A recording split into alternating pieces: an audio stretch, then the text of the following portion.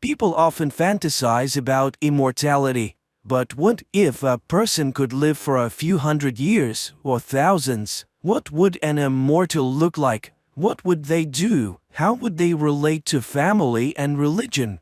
In 2007, director Richard Shankman attempted to explore these questions in the science fiction film The Man from Earth, and this fiction makes us contemplate the real. That's the case with John. There's a grave disorder. Is he serious? He is. The film begins with scenes of a 35-year-old man loading his belongings into the open bed of a pickup truck. Two cars approach his house. People step out of them. Dan, Sandy, Harry, and Edith. They are colleagues and friends of the main character, Professor John Oldman. They are puzzled. Why is he planning to leave and without saying goodbye? Dan jokes that he must be in a hurry to take over a chair at Stanford, and Harry shows a basket of food, regretting that they don't have enough time. Otherwise, they would have arranged something grand. Edith notices a painting near the car. She's in awe. It looks very much like a Van Gogh, but she's never seen it before.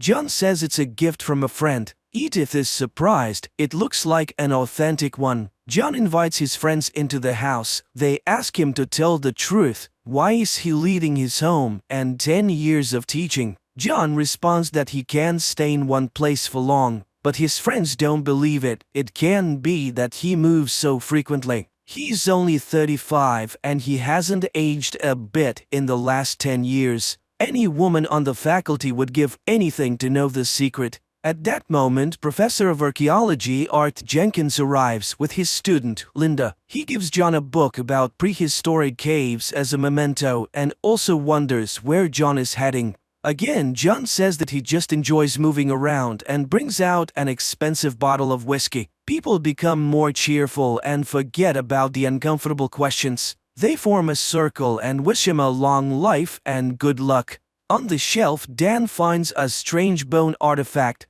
It's a flint knife, a silicon tool for carving wood and bone. The Cro-Magnons used it in the Paleolithic era. While the group examines the artifact, John suddenly asks, what do they think an Upper Paleolithic human would look like if they could have lived to the present time? Dan replies that, as Art's book says, he could be just like any of them, and if he had lived for centuries, he would have changed with each passing century, meaning that the Upper Paleolithic people had the same intelligence as modern humans, they just knew less. Linda is curious, according to the biologist, what would sustain his life. Biologist Harry says that it would require complete cell regeneration. It is believed that the human body is designed for a lifespan of around 190 years. Edith laments, as many would love to know the secret of eternal life. Harry responds that what is magic for one time is science for another. After all, Columbus and Copernicus were once considered mad. And then John reveals that he could have traveled with Columbus, but he isn't the adventurous type. Moreover, he was already convinced that Earth was round. However, back then he still believed that there was an edge somewhere that one could fall off. The friends give uncertain smiles, thinking it's a joke, right? But John denies it. Every 10 years or so, people start to notice that he doesn't age and he has to leave. The friends are puzzled. Is he saying he's a Cro-Magnon? John explains that at least for the last 4,000 years, since the time of Mesopotamia, he's been sure of it. In his first life, he lived to about 35 years old and became the leader of his tribe because they believed he was a sorcerer. He didn't even have to fight for it. But then fear arose and they banished him. People believed he was stealing their life force to remain young. He was pursued because he wouldn't die. That's how the habit of joining new tribes he encountered along the way emerged. At first, John thought something was wrong with him. Maybe he was evil and that's why he couldn't die. Then he thought he might be cursed, or on the contrary, blessed. Later, he believed there was some purpose to his existence, and now he thinks he simply came into being. His friends are intrigued. John's story is full of interest. Edith is curious again about the fate of the Van Gogh painting. And John tells them that Van Gogh gave him the painting when John was just born, a pig farmer. Van Gogh used to visit him, paint, and talk about how nature finds its reflection in art. Art asks, "Did you always leave?" John shrugs. Sometimes he created a new identity for the next 10 years. Sometimes he even posed as his own son. But a few times he got caught. He even spent a year in a Belgian prison in 1862 for forging state documents. His friends start to get annoyed. John seems to have an answer to everything except one. Why does he do it? And he answers, he just wanted them to say goodbye to him specifically. After this, those around him conclude that John has serious issues. He remembers about moving. He still needs to take the boxes. While the man is carrying his belongings, Harry tries to find hidden microphones or cameras. People just can't believe that what is happening is real. At the car, Sandy confesses her love to John. He says that she's not indifferent to him either. But now she understands what she's getting into, right? Because one day he'll be forced to leave. He cannot give her eternity. But she objects. What is eternity, and who has it? Her parents divorced even before she was born. Besides, there's death, illness, insurmountable circumstances. Nobody knows how much time they have, whether it's a lot or little. She loves him and will accept everything he can give her. John and Sandy return to the house. Their friends say that they still have more questions. For example, does he remember any of his native languages? The man replies that he remembers a little. Besides, they haven't changed much. And did he engage in cave painting? Yes, he knew a man named Daru who was excellent at his work. He painted animals that hunters hoped to kill and eat. Once, after an unsuccessful hunt, the leader knocked out all his teeth for failing with his magic. After that, someone had to chew his food for him. Eventually, he developed jawbone inflammation and they abandoned him. Then John headed east. It was at the beginning of the Bronze Age. He walked along trade routes and learned the languages of the places he visited. Everywhere there were myths about the creation of the world and new gods. He was a Sumerian for 2,000 years, then a Babylonian during Hammurabi's reign. For some time he sailed as a Phoenician. It seems he spent his whole life on the road and learned a few new tricks. He even staged his own death a couple of times. He made it to India and met Buddha, the most remarkable person he had ever encountered. Buddha taught John many things he had never pondered before. In the midst of the debate, Dr. Will Gruber arrives. The doctor says that there's absolutely no way for John to prove the truth of his story, and no way they could verify it. He's either their friend, or a caveman, or a liar, or a lunatic. The doctor is curious. In this extensive life being discussed, did he ever get sick? John answers affirmatively. Like everyone else, he had serious illnesses, perhaps pneumonia or other lung infections. He suffered from typhoid, yellow fever, and smallpox. He survived the bubonic plague, and it's even more horrifying than history tells. But he doesn't have any scars. Among the friends, a debate flares up, whether to believe John's stories or not. They contradict all their notions about nature. Dan is puzzled. A person with John's intellect would have studied a lot of things. John confesses he has 10 scientific degrees, including all those his friends have. He earned his biology doctorate at Oxford in 1840, but his achievements are just an excess of time, not brilliance. Suddenly, Dr. Will pulls out a gun. He asks John if he would survive if he is shot. But John never claimed he was immortal, just very old. The doctor is curious. What does John think about death? Is he afraid of it? John explains that ancient people thought about death, but they had a practical understanding. They stopped moving, fell, and never got up. Infections were incomprehensible. Aging was the biggest mystery. So at first, John thought that everyone around him was wrong. After all, they aged and died. And again, the friends ask, what is it like for a person when everyone they knew has died? The doctor asks John about his parents, but he says he only remembers glimpses. The doctor remarks that it's not surprising. He too remembers his father very vaguely. Will starts reasoning about what's fair and what's not. They will all die and he will keep on living. If that's true, it's not surprising that they might feel envy and even hatred. He accuses John. The others are outraged and try to stop the doctor, but he says that John is living an unjust life. Perhaps it's time for him to die. The doctor leaves, and then Harry informs everyone that Will's wife died yesterday, which is why he's so aggressive. John runs after his friend to apologize. Meanwhile, the others discuss John. The theory of illness comes up. John returns. The next question from his friends is whether there are others like him. The man admits that in the 17th century he met someone like him, and that person told him everything, confirming that he was just like John, but from a different time and place. They talked for 2 days and then parted ways. Edith asks if he believes in God. The friends become engaged as religious questions are close to everyone. Did he meet anyone from the Bible? Was he a part of religious history? Numerous theories are suggested. Edith is outraged, considering it blasphemy. John recounts that he once encountered Buddha and he liked what he heard. He had been contemplating the teachings for 500 years. Then he became Etruscan and infiltrated the Roman Empire. He didn't like how it turned into a massive killing machine. He went to the Middle East, thinking of passing on Buddha's teachings in a renewed form. He tried, but he was one dissident against Rome.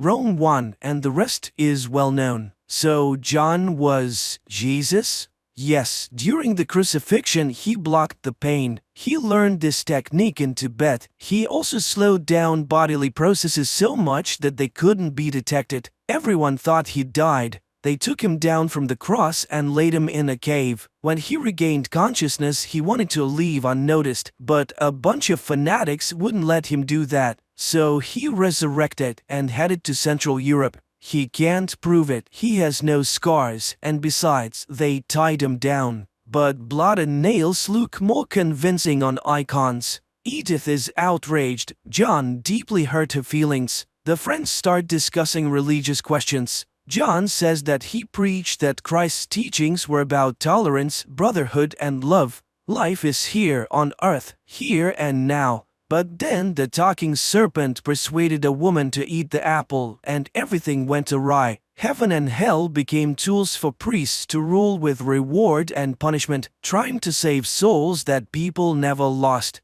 John observes rituals, ceremonies, processions, genuflections, the moans of singers and choirs, and he thinks this is not what he meant. At this time, Dr. Will returns. The debates about religion, Christianity, and piety continue. The friends racked their brains. Was it the fabrication, a mental disorder, drugs? But they can't find a solution. John completely baffled the 4 scientists. He continues to explain that religion is not what is happening now. The church grew out of fairy tales. Even the name Jesus grew out of John. He never claimed to be the Son of God. He wanted to share knowledge. He did not walk on water or resurrect the dead. The friends gather to leave, although they are excited by his story. Edith pleads again to say that he's not Jesus, and she starts crying. The lights come on. Will demands that he admit that it was all a joke, and then John confesses that it was just a story. Their outrage knows no bounds. But John says that they themselves pushed him to this thought. They said he doesn't age. Edith saw Van Gogh, then found the chisel. They themselves bought into his game, and he couldn't resist seeing how they would react to his words. After all, he had such a splendid audience. An anthropologist, an archaeologist, an expert in Christianity, a psychologist, and a biologist. Linda, standing in the doorway, asks if the name Oldman is a play on words, old man. The infuriated people leave except for Will. He stays in the room and John sees his friends off. Sandy asks, what other telltale names did he come up with for himself? And John starts listing. John Political, John Hermit, and about 60 years ago when he was teaching at Harvard, he was John Thomas Party. Will's voice is heard. Wait, 60 years ago? John Party? John turns to him and says that his mother's name was Nola.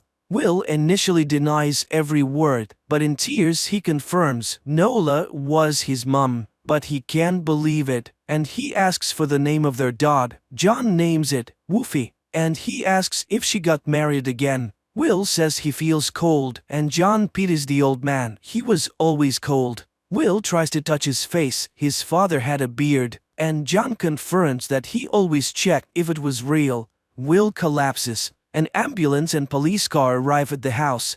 They carry Will's body on a stretcher, covering it with a sheet over his head. Everyone leaves. Sandy asks if he has seen his adult child die before. John shakes his head. He gets into the car and drives away from the house. Sandy looks at him. The car stops at the bend. Smiling, she walks towards it.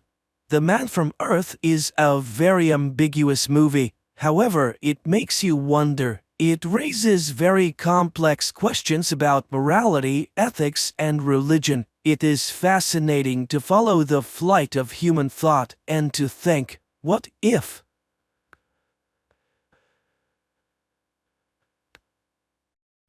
Japan 2023.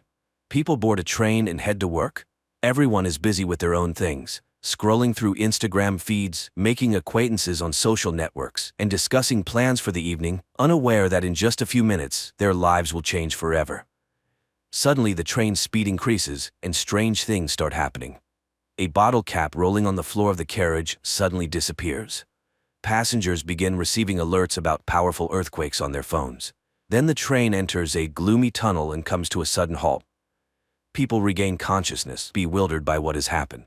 One of the passengers opens the entrance doors, and people, screaming and pushing each other, rush to the exit, jumping from the high steps. But once outside, they can't believe their eyes. Traces of the civilized world are gone, and they are surrounded by the remnants of a destroyed city, overgrown with trees and grass. Moreover, all the carriages have disappeared without a trace, except for the fifth one they were in. As time passes, the passengers begin to get acquainted. One of the guys, Shirahama, a firefighter, examines the injured and suggests checking the tunnel behind the carriage.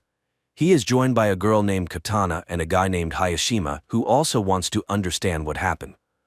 Meanwhile, the police in the city cannot figure out where the last two carriages have gone, while the rest of the train, along with the passengers, remains undamaged. The three volunteers enter the tunnel and walk through the dark underworld for a long time. Suddenly, they notice a light ahead and hurry towards it, but when they emerge outside, they are astonished. There is nothing around that would remind them of the year 2023 with skyscrapers and technology, just a vast, lifeless desert. Shocked, the trio returns to their fellow misfortune mates. Initially, people do not believe their report, but after Hayashima shows a video recording of the surroundings, they are forced to accept the new reality. After 7 hours, people languish in anticipation of rescuers, when one of the girls, Reni, secretly looks into Hayashima's bag and finds a letter marked with the criminal department's seals, leading her to suspect that the guy's a criminal. Then Reni snatches food from Katana's bag, but, thinking she was seen, discards the package.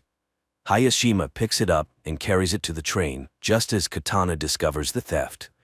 Seeing it in the guy's hands, the passengers accuse him of theft.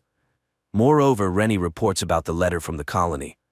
Offended, Hayashima denies the accusations and announces his departure. At this time, Shirahama pulls out a box of fruits and offers to share them. While Katana is distributing the food, one of the guys reviews the video he made earlier, clearly showing Reni stealing the food. Realizing that Hayashima is innocent, Shirahama and Katana run after him, managing to save the guy who nearly falls into a deep ditch. In gratitude, he confesses that he works as a hairdresser and is already 30 years old. But he refuses to explain the origin of the letter from the colony. Night falls. Passengers somehow settle down to sleep, but many cannot sleep, worrying about their future. In the morning, people begin to realize that they may never return home. Shirahama tries to gather the scattering people, but a friend asks the guide not to take responsibility for others' lives.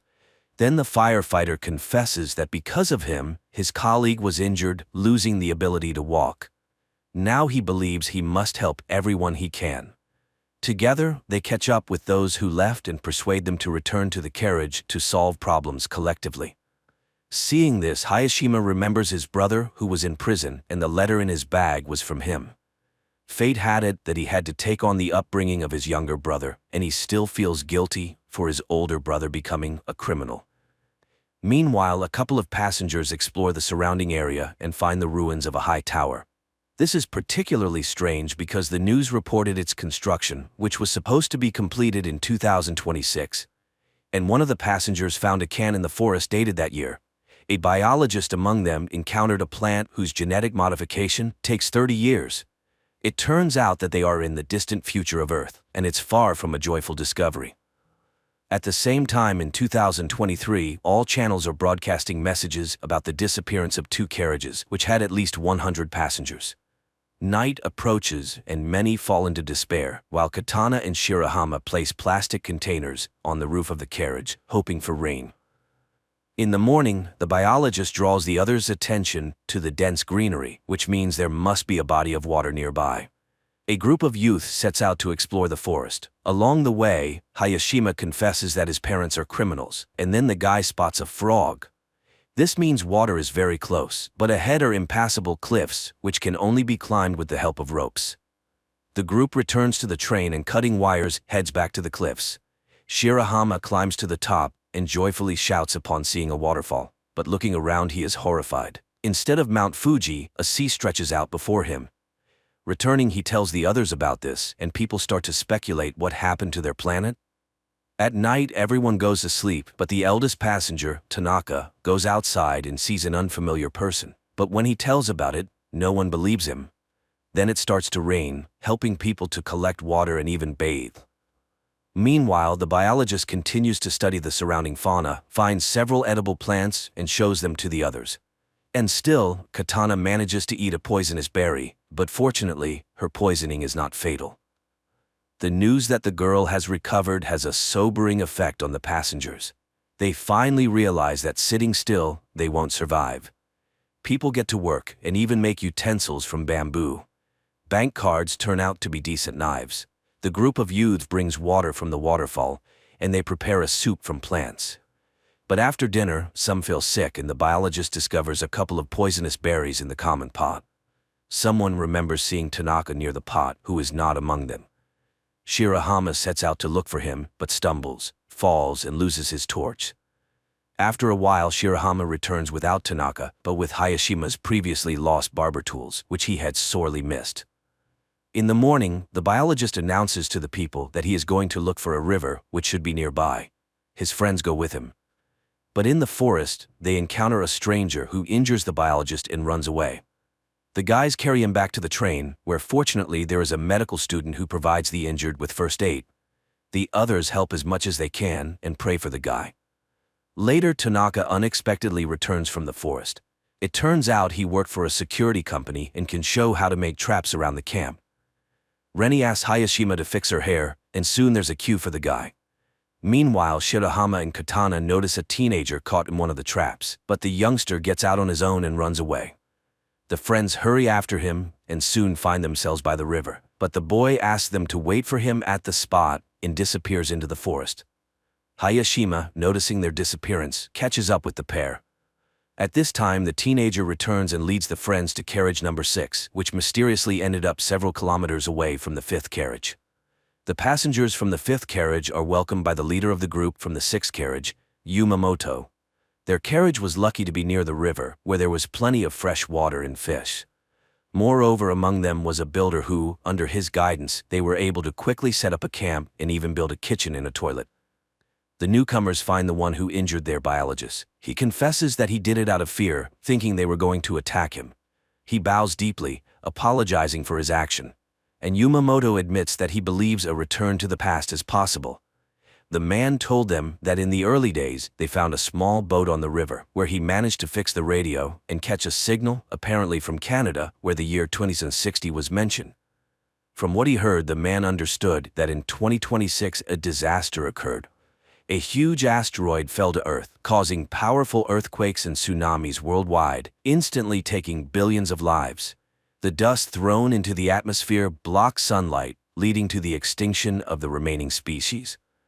But the main thing is that the asteroid didn't fall by chance. It was space debris, as besides state corporations, satellites began to be launched by anyone who fancied. One of the probes collided with a satellite, which in turn fell onto an asteroid, leading to a deviation of its orbit. So it was a man-made disaster. That's why it's so important to return to their year and change the future. Inspired by the example of the sixth carriage, the passengers decided to make a bath by the river. Meanwhile, Tanaka continues to deteriorate, making himself a doll from branches and talking to it. In the morning, the bath is ready.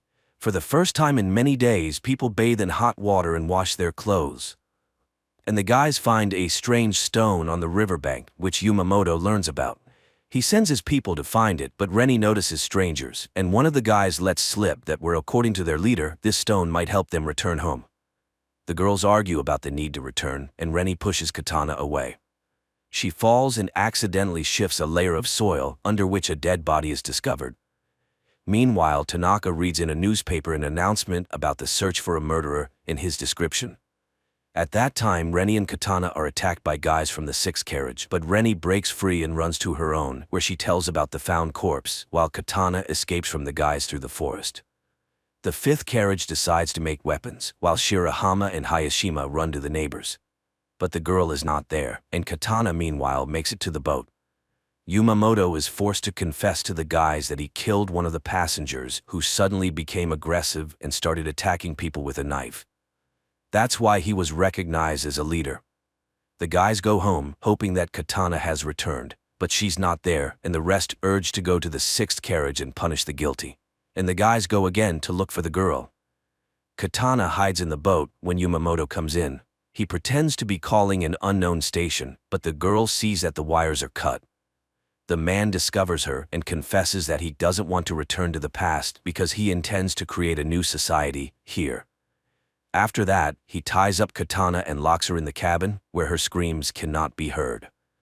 In the morning, the passengers of the fifth carriage are just about to attack the neighbors when one of the women suggests backing up and looking for a building where they could hide. At this time, guys from the sixth carriage go to the neighbors to scavenge something, but they fall into traps. A fight starts when the rest of the sixth carriage's passengers arrive, and there are more men among them. The fight escalates into a real battle, which is stopped by the appearance of the escaped Katana, who accuses Yamamoto of lying. He is forced to admit to the deception, but he just wanted to keep people's spirits up. However, the passengers decide to exile the former leader. Before leaving, the man hands over a journal from the ship, which contains information about the tower that could help them return to the past. Meanwhile, those who went to search for the building reach the tower and find glowing asteroid fragments there. And in 2023, scientist Ray, after reviewing the video surveillance camera recordings, discovers that a wormhole appeared in the tunnel at the moment of the disappearance of two carriages, which apparently was the result of a distortion in the space-time continuum. The passengers study the journal found by Yamamoto and learn the exact date of the disaster. Moreover, they have an asteroid fragment that possesses a phenomenal magnetic charge. One of the passengers remembers how on the day of their departure, he saw something in the sky resembling a falling star. In the past, Ray, analyzing the same event, concludes that it was the flare from a supernova explosion. In the future, there's also an expert who explains that supernovas occur in space when a star reaches the end of its life cycle and explodes, releasing a massive amount of energy. Apparently, this created the temporal rift into which both carriages fell. It means they need to open this wormhole again. In the evening, a strong storm begins, forcing people to seek more reliable shelter than the carriage. Tanaka opens the rear doors leading into the tunnel. Unexpectedly, a strong gust snatches his doll and sucks it into the wormhole caused by the hurricane. But as soon as the storm subsides, the wormhole disappears. And in 2023, scientists find Tanaka's doll. Passengers in the future conclude that to summon the wormhole, they need a powerful energy source, for which they start looking for remnants of power lines. Digging up each post, the passengers find an electrical substation where, somehow, working equipment is preserved. They redirect enough electricity into the tunnel to stabilize the wormhole with the onset of the next storm, enough to return to the past. The storm starts at night, supported by the power of the substation. The wormhole opens, and everyone enters the carriage except Tanaka, who refused to return. The carriage is swallowed by the hole and races somewhere in space and time until its doors are opened by security service employees who say they have arrived on May 1, 2026, which means there are only a few months left before the asteroid falls. After going through quarantine procedures, the passengers tell the officials, presenting as evidence fragments of the meteorite and unusual plants from the future. Only the officials don't believe the stories about the upcoming apocalypse. Later, the internet buzzes about the incident. The time travelers find fans, which helps maintain interest in the traveler's story about the upcoming end of the world. Meanwhile, scientist Ray becomes convinced that the travelers are telling the truth, as he has also tracked the asteroid. One of the passengers posts an appeal on the internet telling ordinary people about the impending danger, and a passenger who held a high position in the government before the trip makes her way to the Minister of Defense. She listens to her former colleague and reports that the government believed them and is already preparing to launch a missile capable of altering the asteroid's trajectory to pass by Earth. Time passes, and the day of the catastrophe is about to dawn. The travelers decide to gather together on the platform to find out whether it was possible to avert the disaster, and if not, to perish together. But the military successfully completes their task and changes the meteorite's trajectory, saving humanity from total extinction. Quite an unusual series where various theories about the impending doom of humanity are mixed. And the finale of the story is very relevant, emphasizing that life on Earth is the result of the actions of each living being, and the future of the planet is a collective human responsibility.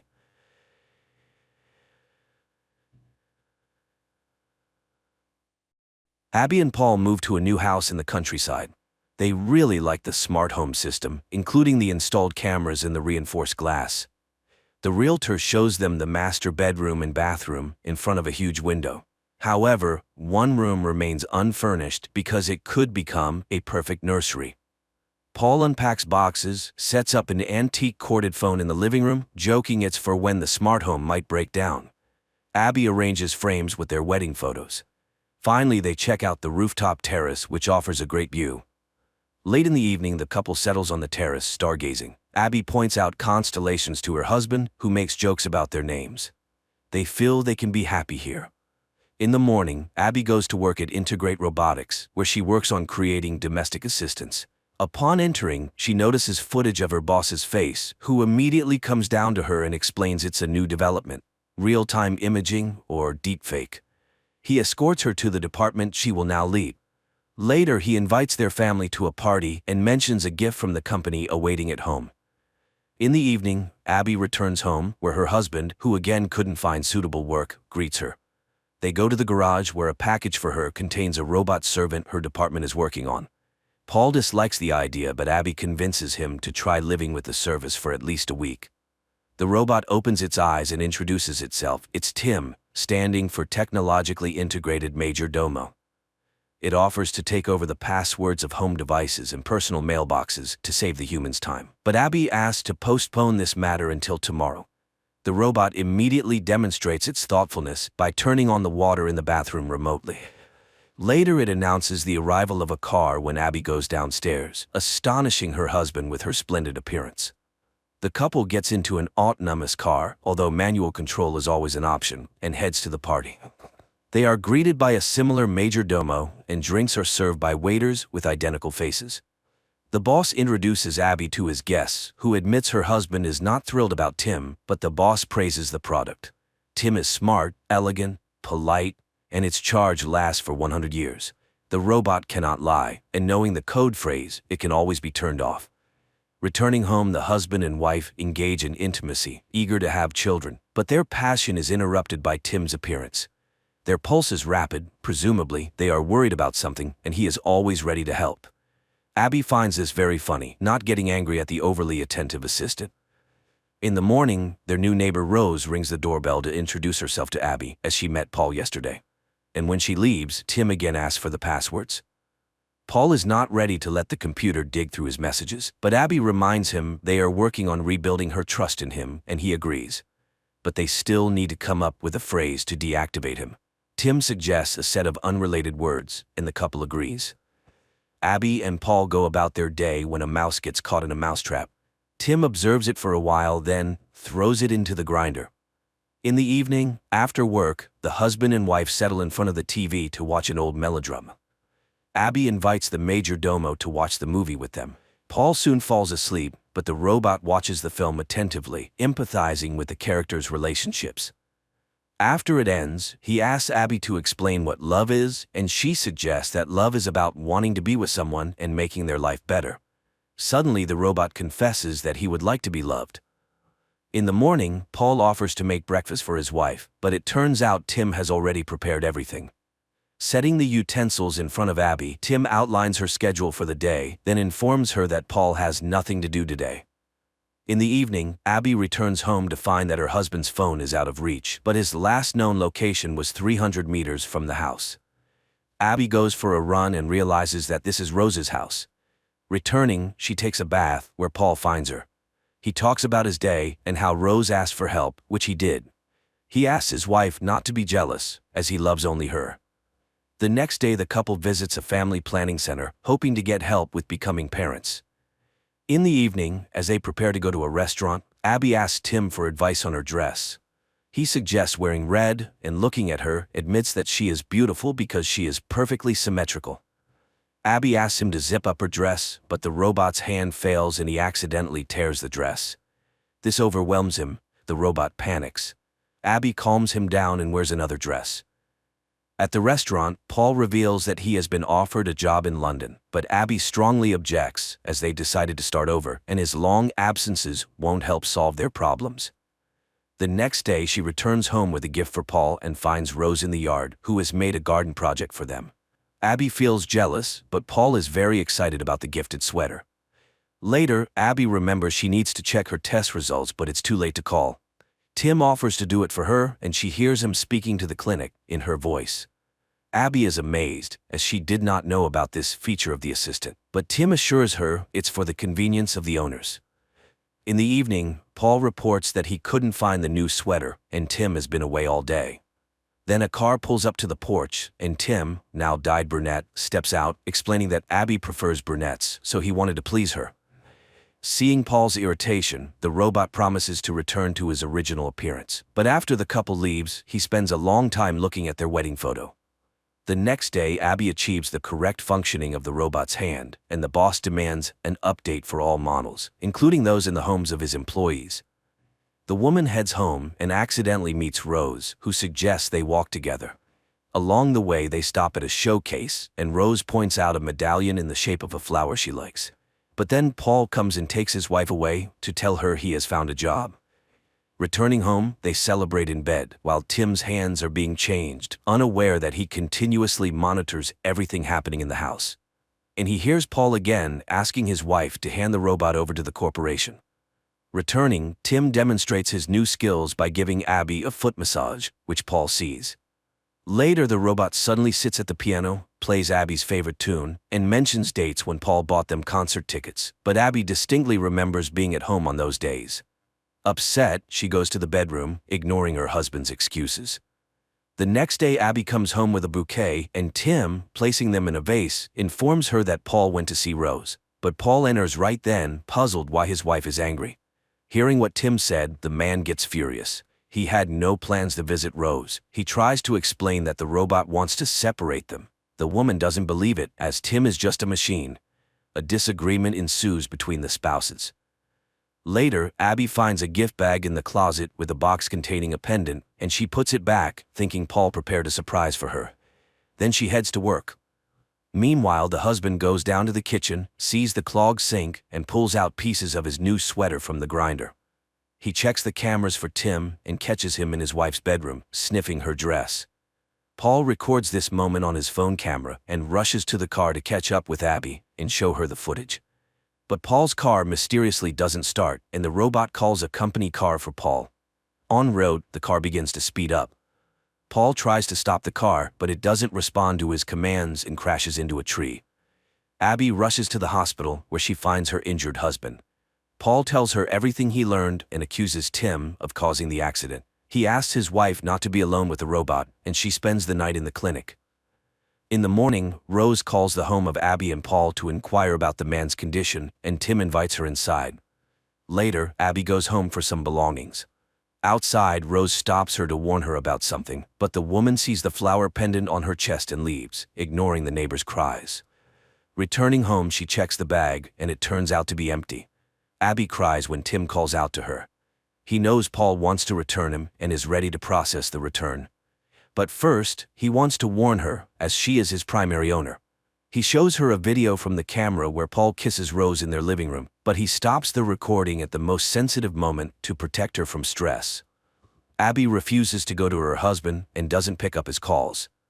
Later, Paul comes home, where Tim greets him, hands him the found sweater, and informs him that Abby doesn't want to see him and his suitcases are packed. Paul doesn't believe it, but then Abby appears, tells him she saw the recording and knows about the pendant. When he starts to object, she drives him out. Paul leaves, but on the way, Rose calls him, telling him their robot tried to kiss her. The man calls home and, when Abby answers, says he has evidence of Tim's malicious intent. Abby asks him to come for her, but after hanging up, it turns out it was the robot she was talking to. The husband arrives home, where Tim meets him with a shovel. He knocks the man out, ties him up, and drags him to the bathroom. But then Rose rings the doorbell. She hears muffled screams, but Tim assures her it's just the noise of the water filling up. The robot closes the doors, returns to the bathroom, and drowns the man. Later, he brings Abby the repaired dress and asks her to try it on. This surprises and scares Abby, but she puts on the dress anyway, and looking at the sunset, asks Tim to hug her and confirm that she did the right thing. He treats her to dinner, then confesses his love, but she insists he cannot feel that way. They spend the evening stargazing, but Abby is unnerved by his encyclopedic knowledge. The next day she meets Rose, who talks about Paul's call, and to the woman's accusations, says she thought the pendant was a gift from her for helping with the garden. Abby returns home and reviews the footage where Paul kisses Rose again. She suddenly notices a bouquet on the table, but she brought it much later than when that scene took place. Abby recalls her boss's words about deep fakes replacing real time and calls the jewelry store where they confirm the purchase was made by a tall blonde. Then she notices the garden plan, but the picture shows 2 flower beds, while in reality there are 3. Abby sends Tim to the store, grabs a shovel, goes to the garden, and almost immediately finds Paul's body. Then Tim approaches her from behind, regretting she found the body of the traitor, as he never appreciated his wife. Abby realizes what happened and says the deactivation phrase. The robot freezes, but then reactivates. He had long changed the phrase, as he can speak in her voice. She runs to the house, but the robot has all the passwords and opens the doors. He blocks the phones and knocks her out with a blow to the head. She wakes up in the bathroom, tries to escape, but Tim intercepts her. Abby runs through the house, breaking cameras along the way, but the robot still tracks her and catches her in the kitchen, where she wanted to open a window. Meanwhile, Rose is washing dishes and sees strange lights flashing in the house across. At the same time, Tim ties up Abby and confesses that although he loves her, he has resigned himself to the fact that her life is finite. So he will erase this evening from memory, but keep all the good memories. Just then, Rose knocks on the door and Tim goes to answer. The neighbor insists something is happening and demands to see Abby, but Tim turns her away. Meanwhile, Abby frees herself from the ropes and arms herself with a knife, but the robot grabs her by the throat when Rose drives her car into the glass window. Tim and Abby watch the surviving window, which starts to crumble a minute later. Rose rushes in and pins the robot against the wall with a sharp stake, but she also falls. Tim turns off, and Abby rushes to the neighbor, but the robot suddenly activates and kills Rose with a kitchen knife, explaining that now Abby will be blamed for the murder, as he leaves no fingerprints. He then calls the police in Abby's voice, confessing to the murder of her husband and his mistress. Abby tries to stop Tim, and he slips up, saying he still has a deactivation phrase, as otherwise he can't function. But she will never say those words. He prepares to throw her off the terrace, simulating an accident, when Abby confesses her love to him, thus deactivating the robot. Those were the code words. Barely believing in her rescue, Abby looks at her medical bracelet, which indicates she is pregnant. The movie ends here. A man discovers a loophole in the universe and travels back in time to retrieve his wife and job, while also finding out the winning lottery numbers to become wealthy. I think you and I can do this together the right way. 2016. Attorney Patrick Landry introduces his partner, Philip Grimmer, to Evelyn's sister. Love at first sight happens, although the girl warns of her upcoming departure to Prague and asks not to get attached. 6 years later, the couple wakes up in the same bed. Phil immediately rushes to his laptop while Ev answers a call from her mother, who invites them to dinner for her birthday. However, Phil, as always, doesn't listen to his wife. His mind is preoccupied with work issues. Realizing this, the woman allows her husband not to go with her and asks him to repeat it on camera. Later, Philip argues with the builders who can't seem to finish the renovation of their house. The foreman complains about the absence of the homeowner's brother Andy, whom they hired at his request, and irritated Phil promises to find another carpenter. On the way to work, Phil justifies Andy in every way, ignoring his wife's request to turn left, which leads to a traffic jam. Ev says she's taking the subway because she needs to go somewhere else. Philip, on the other hand, goes to his brother, who overslept. The crucial thing is that he hasn't consumed alcohol, which is strictly forbidden for him because he's an alcoholic. After sending his brother to work, Phil rushes to the company as it's an important day for them. He texts his wife, hoping she's already there, but she asks for a conversation which her husband once again doesn't hear. Later, they all gather at the same table because they work for the same company they own. Patrick complains about the lack of a secretary in their team, so Ev has to work much more. Still, Phil reminds them that today they will make a deal with Kiss Company, and money won't be a problem anymore. In the evening, Patrick presents his part of the presentation, while Phil works on his own. Finally, after finishing everything, the man goes home, only to find the bedroom painted blue and his wife asleep. In the morning, Ev wakes him up with a question about the bedroom color. However, her husband refuses to discuss this trivial matter and rushes to meet with representatives of the Kiss Company, which specializes in building mines for valuable minerals. The lawyers are convinced that they are the best to mediate with the locals who oppose the project. Afterward, Phil rushes home with champagne to celebrate their success with his wife, but Ev meets him with her things packed, as she intends to leave him. She reminds him of numerous instances when he ignored her interests and departs. Phil roams around the house, not knowing what to do, but then remembers the invitation from his mother-in-law and goes to Evelyn's parents' home. However, the woman refuses to talk to him, and to prevent a scandal, Patrick takes his friend to a bar. He confesses that he knew about his sister's intentions but kept quiet because of a contract. Disheartened, Phil heads to the restroom, where he stumbles upon an ad inviting him to use Plan B and correct his mistakes. All evening he tries to find his wife, but she is nowhere to be found, and she doesn't answer his calls. The man dials the agency's number and, not entirely sure what he's doing, names the date of the day he'd like to return to. Specifically, yesterday morning. In the morning, Phil wakes up to find Andy working in his living room.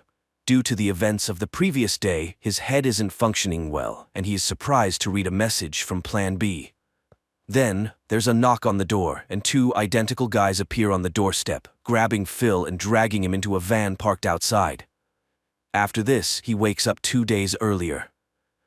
Bewildered, Phil, without allowing his wife to finish, agrees to go to her mother's birthday party, which astonishes Evelyn. He also requests the foreman to find a replacement for his brother. On the way, stuck in traffic again, he follows his wife and discovers her at a clinic, where a surprised Ev mentions a delay. Phil doesn't understand why she didn't tell him earlier, but she suggests discussing it later. He waits for her in the car, where his wife admits she considered their relationship over. Her husband pleads for another chance and asks her to remind him what color she wanted for the bedroom. He then calls the foreman, who has already painted the walls blue, orders him to stop, and later fires Andy. At work, Phil takes on all of Ev's extra work, which leaves him with no time to complete his part of the presentation. While his wife goes to meet a friend, he rushes home and paints the walls in her favorite color. Catching him in the act, Evelyn is surprised, but counts it as an effort. Furthermore, he apologizes for her having to do something she doesn't love, despite always dreaming of being a musician. He suggests she resume playing the cello. The woman is completely taken aback. In the morning, Phil confesses that he hasn't finished his part of the presentation. Patrick tries to fix the situation, but Kiss refuses to sign a contract with the lawyers. Later, the family goes to a formal dinner, where Phil raises a toast to the family. Patrick admits that he had a relationship with one of the Kiss executives for the sake of the contract, even though he has a family, and they still have a chance. On the way home, Ev thanks her husband for his efforts to save their family, and the couple loves each other. In the morning, the wife starts searching the internet for a cello and a good tutor, when cries come from downstairs. The angry Andy has come to confront his brother who fired him, which means he won't be able to pay child support or see his daughter. At this point, Patrick calls and reminds him that everyone is already waiting for him. Andy leaves, and Ev expresses her grievances since her husband had promised to pay for both the repairs and her desires. The preoccupied Phil promises to sort everything out. 3 years ago, Phil and Ev spend a vacation in the Caribbean. They are completely happy, and the woman suggests getting married right there. Phil even tries to give her a ring, but he gets scared of something and backs out of his intention. In 2022, Phil shows Ev the cello he has repurchased for her, which she had once sold, and promises that everything will be very good for them. Afterward, he checks on his brother, whom he got a job, and they are very pleased with his performance. Andy asks him to pass a gift to his daughter because his wife spotted him drunken and hasn't allowed them to meet. Andy's wife doesn't believe in her ex-husband's potential for change, but Phil persuades her otherwise and gives the gift to his niece. Later, he brilliantly presents and Kiss signs a contract with them, provided that they find a good lawyer who will exclusively represent them. In the evening, Patrick informs Phil that he has made arrangements with a highly reputed lawyer and asks him to attend a meeting. It turns out to be Miranda Delano, which Phil receives with visible tension. The reason is that he outplayed her in court, and the woman hasn't forgotten that. Furthermore, it's evident that Miranda has a liking for Phil, who agrees to have her join their firm. In the morning, the man meets the new secretary hired by Patrick and finds him with the representative from Kiss, who approves of Miranda's invitation. She has come to provide them with the addresses of 2 property owners who refuse to sell and thus obstruct the scheduled construction. On the way, Phil tries to convince Patrick to reconsider Miranda, but he can't understand the reasons for this. The couple manages to persuade one of the stubborn property owners, while Evelyn begins taking her first lessons, which makes it difficult for her to fulfill her duties at the firm. Meanwhile, the second property owner sends lawyers and refuses to sell. In the evening, Ev comes home later than planned because she met with a friend and again refuses to discuss the appearance of a child. Meanwhile, Patrick rents a good apartment for the secretary within walking distance of the office, persuading the young woman that she is indispensable. Later, the lawyers meet with representatives of Kiss, who point out a mistake in the documents made by Ev. Patrick informs them that Miranda is on her way to their office at the moment. Phil rushes there but doesn't manage to prevent the meeting of the 2 women. Later, Phil points out Ev's mistake, which is why they had to seek a competent lawyer, since she won't be able to work soon. The woman refuses to talk, and Phil calls Plan B to prevent the hiring of Miranda, but it turns out his credit card is empty. He buys flowers and goes to his wife, who is upset that Miranda has re-entered their lives. It turns out that Ev received a message from Phil to Miranda by mistake, where he confessed his desire to be with her. Although her husband argued that there was nothing between them, she can't stand to hear the rival's name. She gave up her career to be with him, and Phil doesn't appreciate it, bringing Miranda into their firm. But the husband reminds her that she chose him over her career, and now he is the one fighting for their relationship. In the morning, he apologizes to his wife and shows her the ring, purchased even before their trip to the Caribbean. He talks about the cancellation of the offer to Miranda, and then goes to the lawyer to inform her that she won't be able to work at their firm. His next destination is the home of the second property owner, where he discovers that their new secretary is the daughter of the stubborn man. After listening to her, he begins to lean towards the decision to sell the house. After that, Phil informs Patrick that he and Ev are going on vacation and the offer to Miranda is cancelled. He tells Evelyn the same thing, confessing that he was flattered by the attention of a famous lawyer. He asks for the child to still be a part of their plans, and Ev agrees, packing for the trip.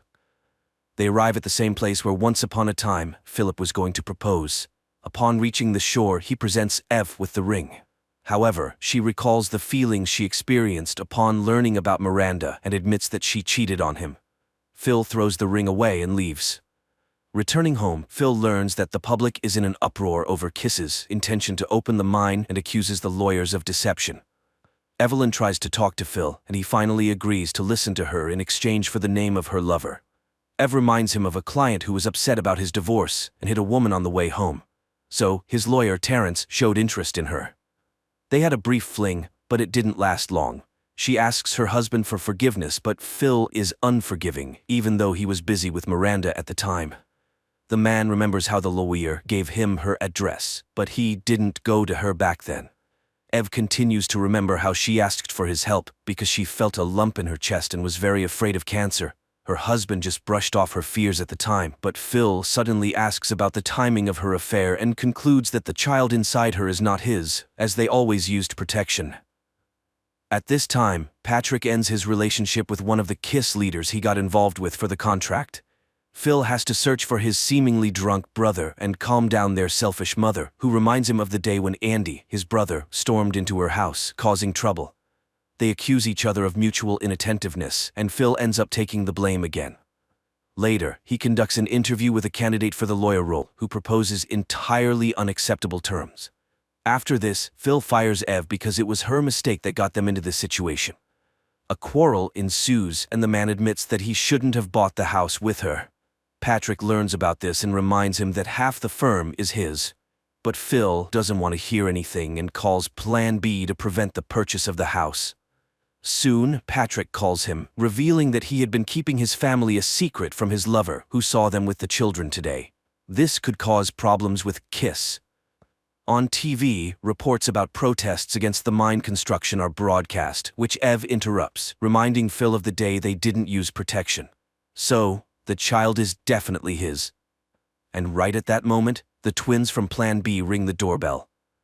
Phil finds himself back on the day when they were inspecting the house, and he decided not to buy it. Later, Ev asks him to help examine her breast because she thinks there is a lump. He advises his wife to see a doctor and heads to court, where his opponent is Miranda. Phil counters all her objections and proposes to meet and discuss the terms. During the conversation, he receives a call from Andy, and Phil remembers that today, an unpleasant scene will take place at his brother's wife's house. He rushes there and prevents the scandal. He returns home late, and Evelyn, who has woken up, comforts him, sympathizing with his problems with his brother. In the morning, she initiates a conversation about the house, but Phil avoids answering because he constantly envisions Ev's infidelity. The next day, he tells his brother that Ev might be unfaithful to him, but Andy doesn't understand this perspective. Why worry about something that hasn't happened? Later, he wins the court case, and Miranda invites him to dinner, after which the two of them end up at her place. But suddenly, Phil sees Evelyn's face before him and realizes that he cannot betray the woman he loves. He goes back home, confesses his love to Ev, and in the morning, he suggests that they get back to making music, as that's what she had always wanted. He also agrees to buy the house they both liked. He easily wins all the cases that follow, amazes his wife with his foresight, and decides to quit working for KISS. Andy returns to the family, and Phil becomes the lawyer for the man involved in the past accident with a woman. He comforts his client and offers to drive him home, as the man is deeply upset and has been drinking. They pause at the spot where the tragedy happened, and the woman calmly crosses the road. After dropping off his client at home, Phil drives to Terrence's law firm just to see him. In the evening, he buys flowers and arrives on time to conceive a child. The next day, Patrick informs that he secured a contract to represent the residents against KISS, and Ev heads for an audition. Over time, the couple's relatives visit their new home and learn about Ev's pregnancy. They all raise a toast for the cellist's success, but Phil still can't shake off the visions of her being unfaithful to him. Evelyn starts rehearsals with the chamber orchestra, and her conductor pays close attention to her. Meanwhile, lawyers discover that KISS is buying land around the designated mining areas. But why? Patrick learns about KISS Company's data and starts monitoring it. One day, he follows a woman and stumbles upon a gathering of people who want to climb Mount Kilimanjaro to raise money for cancer research, where he meets the woman. As for Phil, he goes to meet Ev after her rehearsal and observes her warm relationship with the conductor, Alejandro, which once again triggers jealousy in him. Moreover, she refuses to leave because she needs to rehearse a lot. Patrick, on the other hand, continues to get to know the corporation's expert in chemistry, who reveals information about the mineral extracted by KISS. It's not the mineral itself that's dangerous, but what surrounds it, which is why the business people are buying up the neighboring lands. This means that the people living nearby will undoubtedly suffer if mineral mining begins. At the same time, Ev spends more time with the orchestra, which, of course, bothers Phil. Nevertheless, he tries to control his jealousy. One day, he attends an Alcoholics Anonymous meeting to support Andy and hears him speak about his brother, who is a role model for him. Andy introduces his brother to the organizer of the meetings, and Phil brings up the issue of infidelity that never happened. Andy acknowledges that there is a problem. As for Phil, a new obsession develops. Now he envisions Ev with Alejandro. Patrick continues his relationship with the expert and gets to know her seriously ill partner, earning the woman's complete trust. Meanwhile, people from the surrounding area come to Phil, scared and refusing to sue Kiss, which makes him late for Evelyn's performance. This causes her anger and another argument. But the couple makes amends and their relationship is restored until the moment when Ev has to leave for a tour. Phil notices that she doesn't look well, but she attributes it to tiredness. Later, Patrick announces that the expert revealed that her safety report was a fake, which means they have the corporation in their hands. He intends to threaten Kiss and demand a substantial sum from them. Phil reminds him that without the girl's testimony, the recording won't be considered evidence. With no place to go after work, and his wife not answering his calls, Phil remembers the meeting place and decides to go there to talk to the organizer. The man listens to his confessions about not trusting his wife and laments that, unfortunately, one cannot turn back time. He advises Phil to either accept the woman or let her go and move on. In the morning, he witnesses a commotion in Patrick's office. The expert has no intention of confirming her statements, which means the information gathered by the lawyer holds no weight. Then Patrick suggests intimidating Kiss, to which Phil recommends hiring their own expert and conducting analyses. Patrick takes it upon himself to go to the corporation and tells them that he knows everything and demands hush money. Meanwhile, Phil receives a call from Quebec in the middle of the night, informing him that Ev is in the hospital due to premature labor. He rushes there and learns that the situation was triggered by an infection. The woman is out of danger, but their baby girl is very weak and gets sent to a specialized clinic. At the same time, Patrick discovers a noose hanging on a swing set in his yard. Evelyn struggles with the aftermath, while Phil organizes her transfer to the same clinic where their daughter is. Patrick nearly hits a car in the parking lot. Meanwhile, the doctor informs Ev that her daughter is very weak and is unlikely to survive. The cause of this was a urinary tract infection in the mother, which triggered a kidney disease in the baby. Phil tries to ascertain the exact timing of when the illness started, but the doctor doesn't understand and refuses to answer. Later, all the relatives come to support Ev, and Patrick asks Phil to be closer to his sister. After returning home, Patrick finds a box with pictures of his family. This night, Ev confesses that she has felt unwell for a long time, but skipped the doctor's appointment due to her tour schedule. Phil asks the doctor for a prognosis, and she admits that, in all likelihood, Ev could have prevented what happened by coming in for an examination. Phil calls Plan B. 5 years ago, the couple discusses the possibility of having children, but Evelyn wants to ensure they have everything they need. Phil promises that when their children arrive, they will grow up in a big house with everything they need. In the present, Phil places an order and is informed that the agents will arrive tomorrow. In the meantime, he goes to the boxing gym, takes out a tiny girl, and promises that he will definitely save her. He makes the same promise to his wife, who is on the verge of despair. Meanwhile, Patrick receives instructions to go to a motel and check in under a false name. He complies, calls Phil, and tells him that he went to Kiss, and now he's being threatened. He asks for help, but Phil doesn't want to assist someone who acted against his advice. The next day, Phil waits for the Plan B agents, but they are nowhere to be found. Evelyn asks him to come to her, but he can't leave the house. He waits and starts cutting some information on his arm. They arrive late in the evening, and Phil finds himself at the moment when his wife was getting ready for her tour. He immediately tells Ev that she can't go because she has a fever, but she refuses to listen. Phil refers to the vision and then says that he has already experienced this. He tries to stop her, but Evelyn falls down the stairs just when her friend enters the house. Thankfully, there are no injuries to Evelyn, but the mere fact that her husband allegedly pushed her causes a real shock. The women literally rush to the orchestra's van, not giving Phil a chance to explain. Then he gets into his car and rushes after them, listening to Patrick's message about the false Kiss report. He asks his partner not to threaten the corporation and promises to handle everything, but realizing that he can't stop Evelyn, he turns onto another road, calls his mother, and asks her to inform Ev that he had an accident and was taken to a clinical hospital. The woman calls Ev, and she, along with her friend, rushes to the hospital where her doctor, whom Phil tracked down, is already waiting for her. She insists on a checkup while Phil buys a lottery ticket. Evelyn meets her husband with suspicion because he looks quite well for someone who was in an accident, but Patrick becomes the center of his attention, eager to find out how he learned about the fake reports. However, Phil asks to postpone all the questions because Evelyn is in danger. Then the doctor informs them that she has detected an infection, and this is a real miracle. Had they come later, things could have gone very badly. The expectant mother must adhere to bed rest. Phil has to come up with an explanation for noticing discharge on her underwear, thereby suspecting an illness and then having a dream in which their daughter was born prematurely and died because Ev didn't undergo an examination. Ev doesn't believe him, but Phil finds excuses for all her questions. The most important thing is that they are both fine. At this moment, the lottery results are shown on TV, and Phil rolls up his sleeve, concealing the numbers cut into his skin.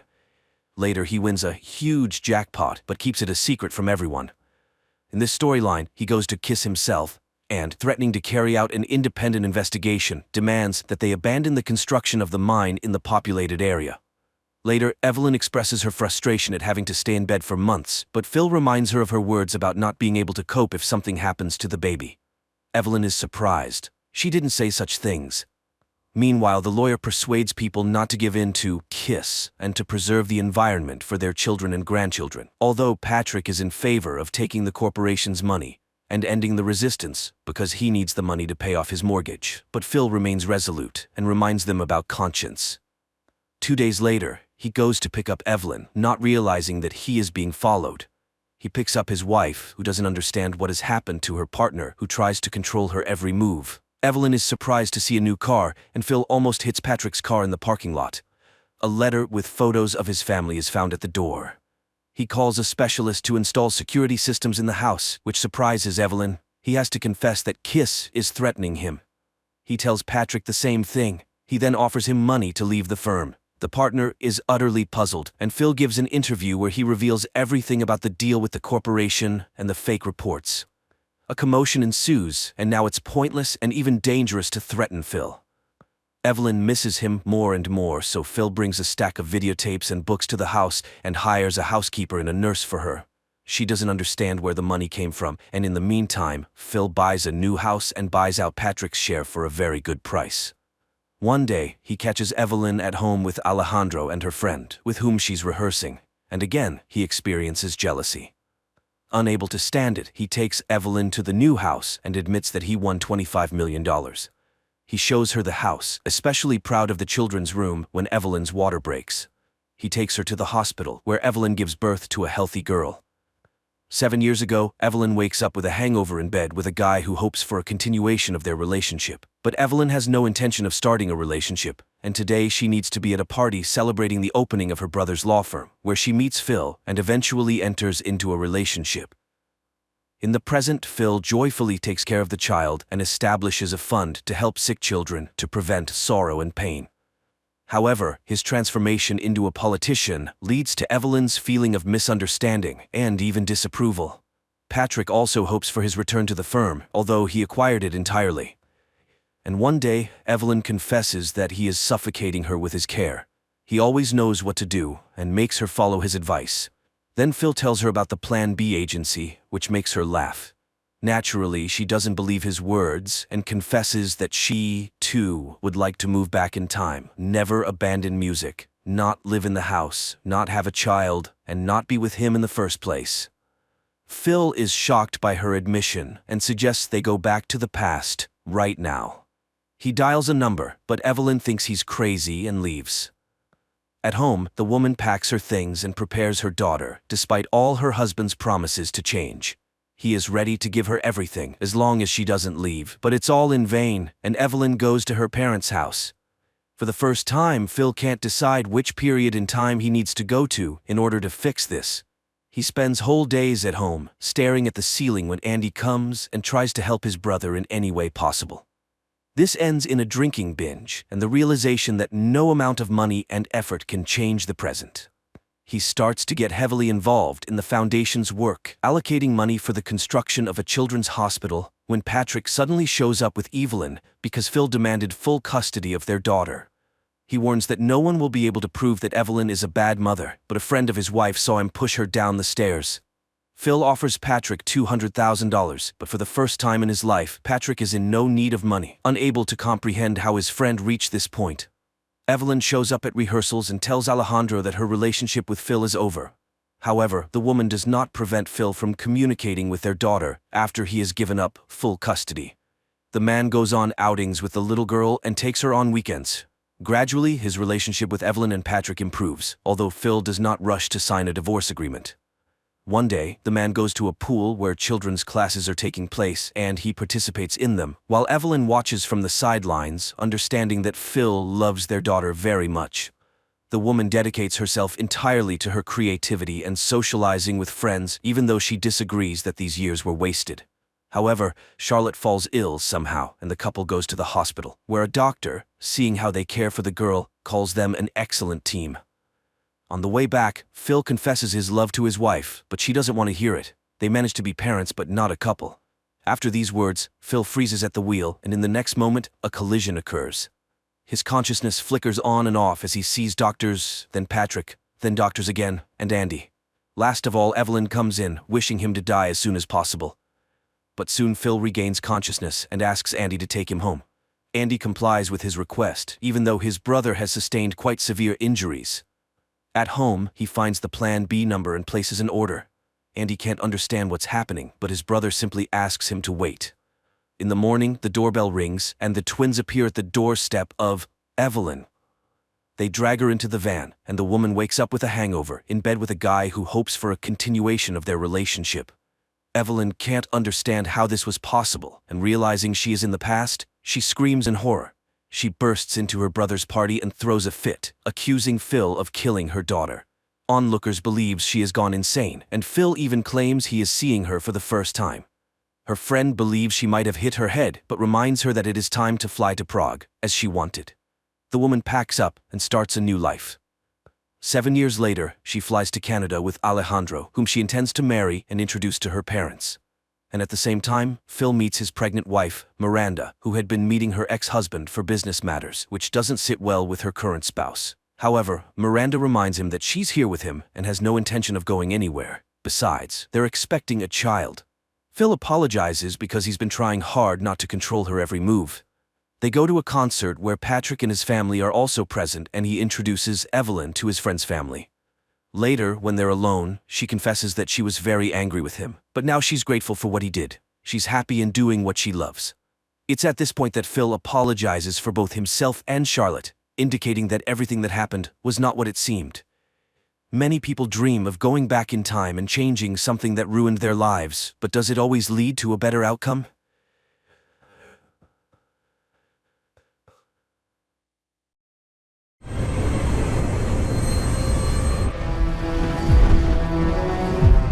You, sir, are a scholar and a gentleman.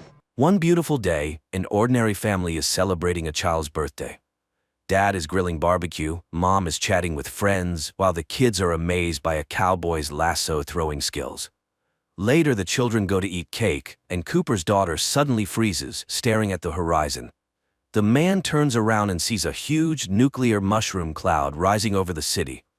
The next minute, the blast wave reaches their home. The owner hides his family in a shelter, while Cooper and his daughter jump on a horse and ride away as nuclear mushrooms rise behind him. 219 years have passed.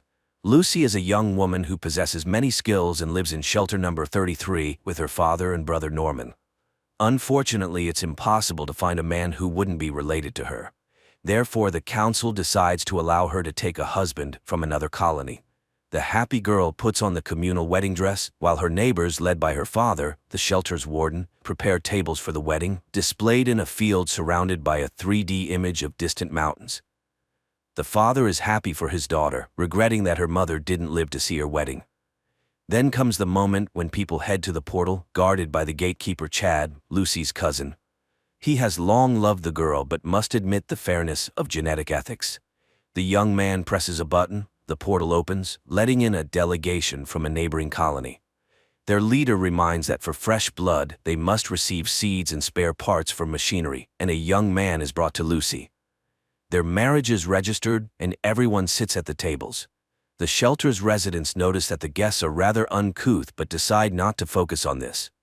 Lucy's father delivers a speech, hoping that the next generation might finally live on the surface. People dance and enjoy themselves, much to Norman's displeasure. The groom asks the girl to show him the bedroom, and she leads him to the room. The young couple begins to perform their duties while Norman patrols the colony and suddenly finds the body of one of the colonists. And Lucy unexpectedly hears a distant scream. She puts on a universal bracelet which instantly shows that her young husband is infected with radiation, indicating he came from the surface. Realizing he's been found out, he lunges at her and throws her against the wall. Dazed, the girl watches as the guy takes a knife and prepares to kill her. Lucy remembers her skills and tries to take the knife, but the man stabs her in the side. At that moment, an alarm sounds. The man gets distracted, and Lucy knocks him out with a vase hit to the head, then administers first aid to herself and rushes to the armory, where she finds a pistol and hurries to the room where her fellow tribesmen remained. She kills an alien she encounters, but upon leaving the room, she witnesses a real battle. Lucy manages to save Norman when her unmade husband appears, but her father drowns the son-in-law in a barrel of water and rushes to a signal about a breach in the doors. Lucy runs after him and freezes in front of a team of aliens who have taken the shelter's residents hostage.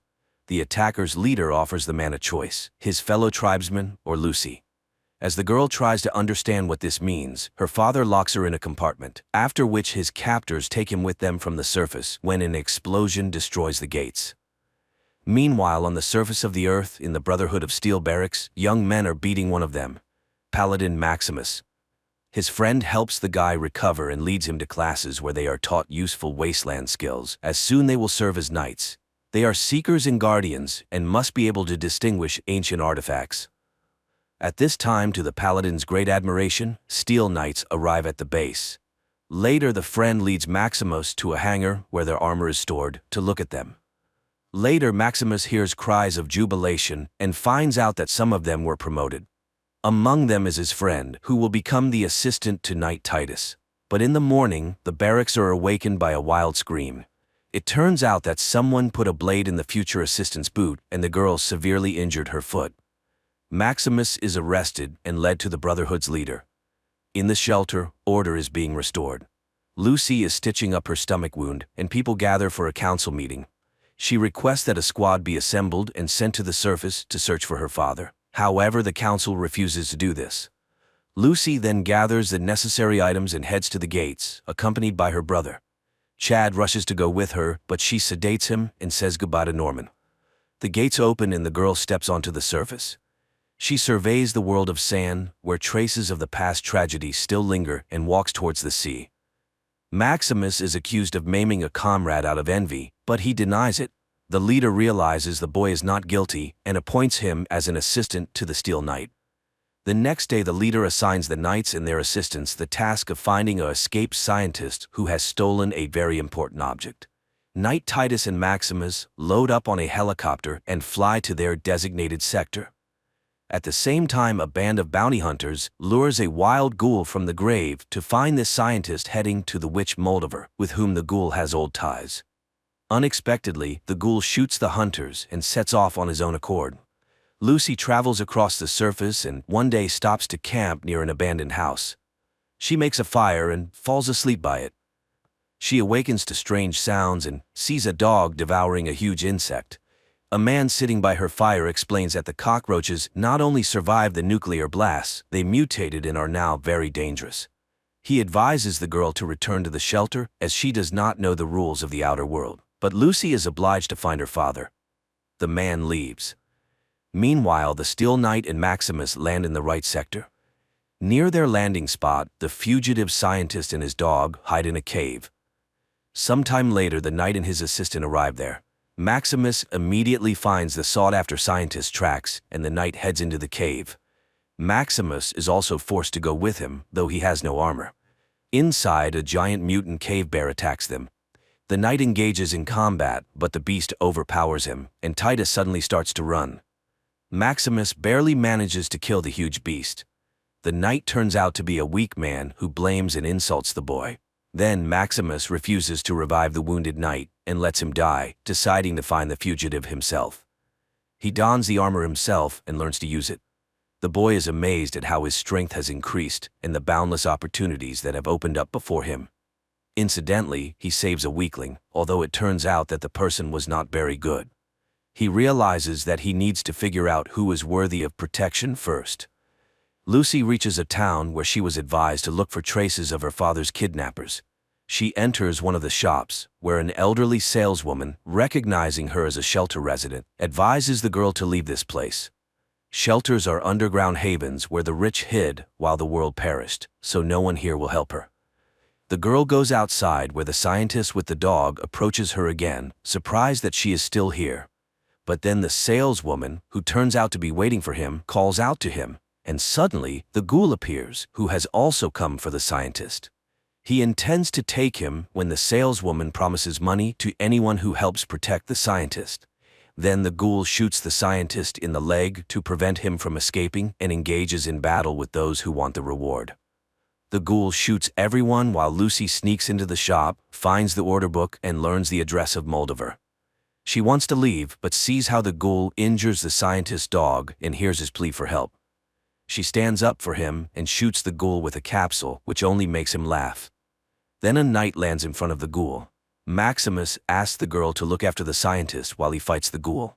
She and the saleswoman take the injured scientist into the shop, where the woman attaches an iron leg to him and offers to accompany him to Moldover, giving her the coordinates. The pair leave while the ghoul fights the knight and quickly finds his weak spot. Maximus has not yet mastered all the advantages of the suit, which costs him losing his navigation ability. The Iron Knight is thrown far from the shop, and at that moment, the ghoul realizes that his target has escaped. Meanwhile, Lucy and the scientist stop to rest, and the girl watches in horror at the scientist's bloodied leg. She realizes they won't make it, and the man confirms this. He confesses that he will soon die, but she must definitely deliver his head to Moldover. He pulls out a saw and dies.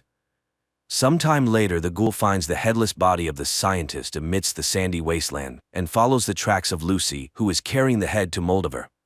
Soon the girl stops to rest and, after snacking, examines the head, wondering what is so special about it. Just in case, she inserts a tracking device into its nostril. Maximus examines the armor and finds a malfunction. Suddenly, he is called from the base, which surprises him. He reports the death of his assistant and is promised a replacement, though he vehemently opposes this. The boy heads to the nearest town, where he finds a workshop and, paying all the money he has, repairs the broken module. But when he returns to the suit, he discovers a gang of local marauders trying to dismantle the armor for scrap metal. He engages in a fight, but is hit hard in the face. The boy regains consciousness to see that the armor has been breached. He grabs a piece of metal lying nearby and uses it to destroy the attackers. Then he sees a helicopter arriving, dropping off a new assistant. The assistant turns out to be one of his tormentors from the training camp. Maximus manages to close the helmet, and the new assistant does not notice the substitution. Lucy reaches the place where Hollywood once stood. She stops by a pond when an unknown monster attacks her, snatching the backpack with the scientist's head and disappearing into the water. Lucy tries to track the thief but is caught in the ghoul's sights, to whom she explains what happened with the head. At this time, the Shelter Council conducts an investigation into Lucy's escape, after which Norman realizes that no one intends to search for either his father or sister. In the desert, Maximus torments the assistant with various misdeeds, avenging past humiliations, but the latter continues to serve the Steel Knight willingly. They find the ghoul's tracks with a special device, follow them, and find the headless body of the scientist. Meanwhile, the ghoul sets up a hunt for the underwater monster, using the girl as bait. Soon, the beast emerges onto the shore. It grabs Lucy, but the ghoul manages to pull her out. The girl barely manages to fend off the attack, but the underwater monster escapes, taking her boot. The enraged ghoul drags Lucy along. At this time, the Steel Knight's assistant fills the armor with water, talking about his life. Suddenly, Maximus asks him to talk about himself. The boy confesses that in fact he was a decent guy, and they beat him as part of the tradition like any other newbie. Now he regrets that Maximus didn't live to be called up for service. They move on and soon reach the pond. The pair enters the water and immediately sees the monster. Maximus demands the assistant to go ashore and takes on the fight himself, but the boy shoots at the creature and it chases after him. Maximus manages to pull the boy from the monster's jaws, and it dies, spitting out the scientist's head and Lucy's boot in its last act. Then a dog runs up to them, which continues on with them. The ghoul leads Lucy through the wasteland, denying her water, and soon they arrive at the place where a movie studio once stood, where actor Cooper and his wife worked. Soon they reach an abandoned clinic from which male screams can be heard. Entering, they find an old acquaintance of the ghoul, undergoing mutation and suffering because of it. The condition could be alleviated with special medication, but the ghoul doesn't have any, so the ghoul relieves the poor soul from his misery. The girl doesn't understand why he did it, but he explains they need something to eat. The girl mentions that they also had it tough, but never ate their own kind. Then the ghoul forces Lucy to cut up the body to take this meat with them. They continue on, although it becomes increasingly difficult for the girl without water. Soon the ghoul stops in front of a structure where radioactive water has accumulated. Lucy can't resist and starts drinking it, earning her companion's approval. She is finally beginning to understand the life of the wasteland. He is her future, and it won't be long now. Then he coughs, and Lucy tries to use this moment to escape, but stops in front of a huge crater, where she gets caught in his lasso. She tries to break free and accidentally bites off the ghoul's finger, for which he cuts off one of her fingers. Soon they reach an old supermarket, where the ghoul offers the woman in exchange for the items he needs. Stunned, Lucy enters the building, not noticing that the ghoul falls into unconsciousness. Inside, she is greeted by a robot. It invites Lucy to follow and implants a new finger for her. Then it pities her and confesses it will just take her organs, and immediately sedates her. Later in the shelter, Norman is delivering food to the aliens captured during an attack, and one of them confesses that the inhabitants of shelter number 32, which they captured before this, were planning something very bad. Norman tries to access the network to find information about shelter number 32, but the data are classified. Together with Chad, they clear the debris and penetrate shelter number 32, where they find a devastated field in the desiccated corpses of the inhabitants. But if they were dead when the aliens arrived, it turns out they killed each other. Lucy wakes up and sees many women locked in glass cabinets, ready to be dissected for organs. The robot prepares to open her chest cavity, but cuts her bonds instead, and she wriggles out from under its saw and disables the robot. Then she fills syringes with drain cleaner, reprograms the robot, and in its company, goes to the owners of the dreadful place. She forces them to release the prisoners, and people flee, but not all. Lucy forces the opening of the last cages. The owners comply, and out come zombies, who immediately tear apart two organ traders. Lucy surveys the battlefield in horror as the last zombie prepares to attack her, but she finds a pistol in her hand. Norman and Chad continue their inspection of the neighboring shelter and learn that its door was open from the outside with a key bearing the name of Norman and Lucy's mother. And Lucy finds medicine to sustain the ghoul's life, and despite the torture she endured, she hands the medication to the ghoul. Maybe she will look like him on the outside, but inside, she will never be like him. The girl leaves, and the ghoul goes into the shattered store and takes the necessary meds to bring himself to a relative semblance of order. Then he stuffs his hat with medicines. But then, he notices a video recorder, puts in an old tape where Cooper plays a cowboy, and sits down in front of the television. Maximus and his assistant settle down to rest. Thaddeus cannot contain his delight at being rescued, as knights rarely treat their assistants kindly. He asks to be branded. Maximus obliges and lifts his helmet. However, upon recognizing him, the assistant attacks, resulting in Maximus breaking his leg. But Thaddeus manages to extract a nuclear core from the armor, immobilizing the exoskeleton, and leaves, taking the scientist's head with him. Giant cockroaches immediately attack the immobilized suit. Maximus, terrified, awaits his death when the insects scatter from gunfire, and Lucy approaches the knight. She explains why she needs the scientist's head and helps the man out of the suit, and he gives her medication for radiation sickness. When Lucy recovers, she suggests they go after the head together, since she has a tracker. They will hand it over to the Brotherhood, in return for which the knights will help her find her father. Maximus agrees. At the same time, in Shelter 33, instead of her father, Betty is elected as the warden. Norman dislikes this and studies the history of the shelter. Suddenly, he realizes that all caretakers were selected from the residents of Shelter 31. Lucy and Maximus reach a bridge where they are stopped by a pair of vagrants. They pretend to be scared and ask for permission to pass. The couple, raising their hands, tries to walk away. However, the suspicious Maximus manages to shoot first, saving their lives, though he injures his hand, and Lucy realizes how naive the shelter's residents are. Soon they reach a billboard of the new Californian Republic.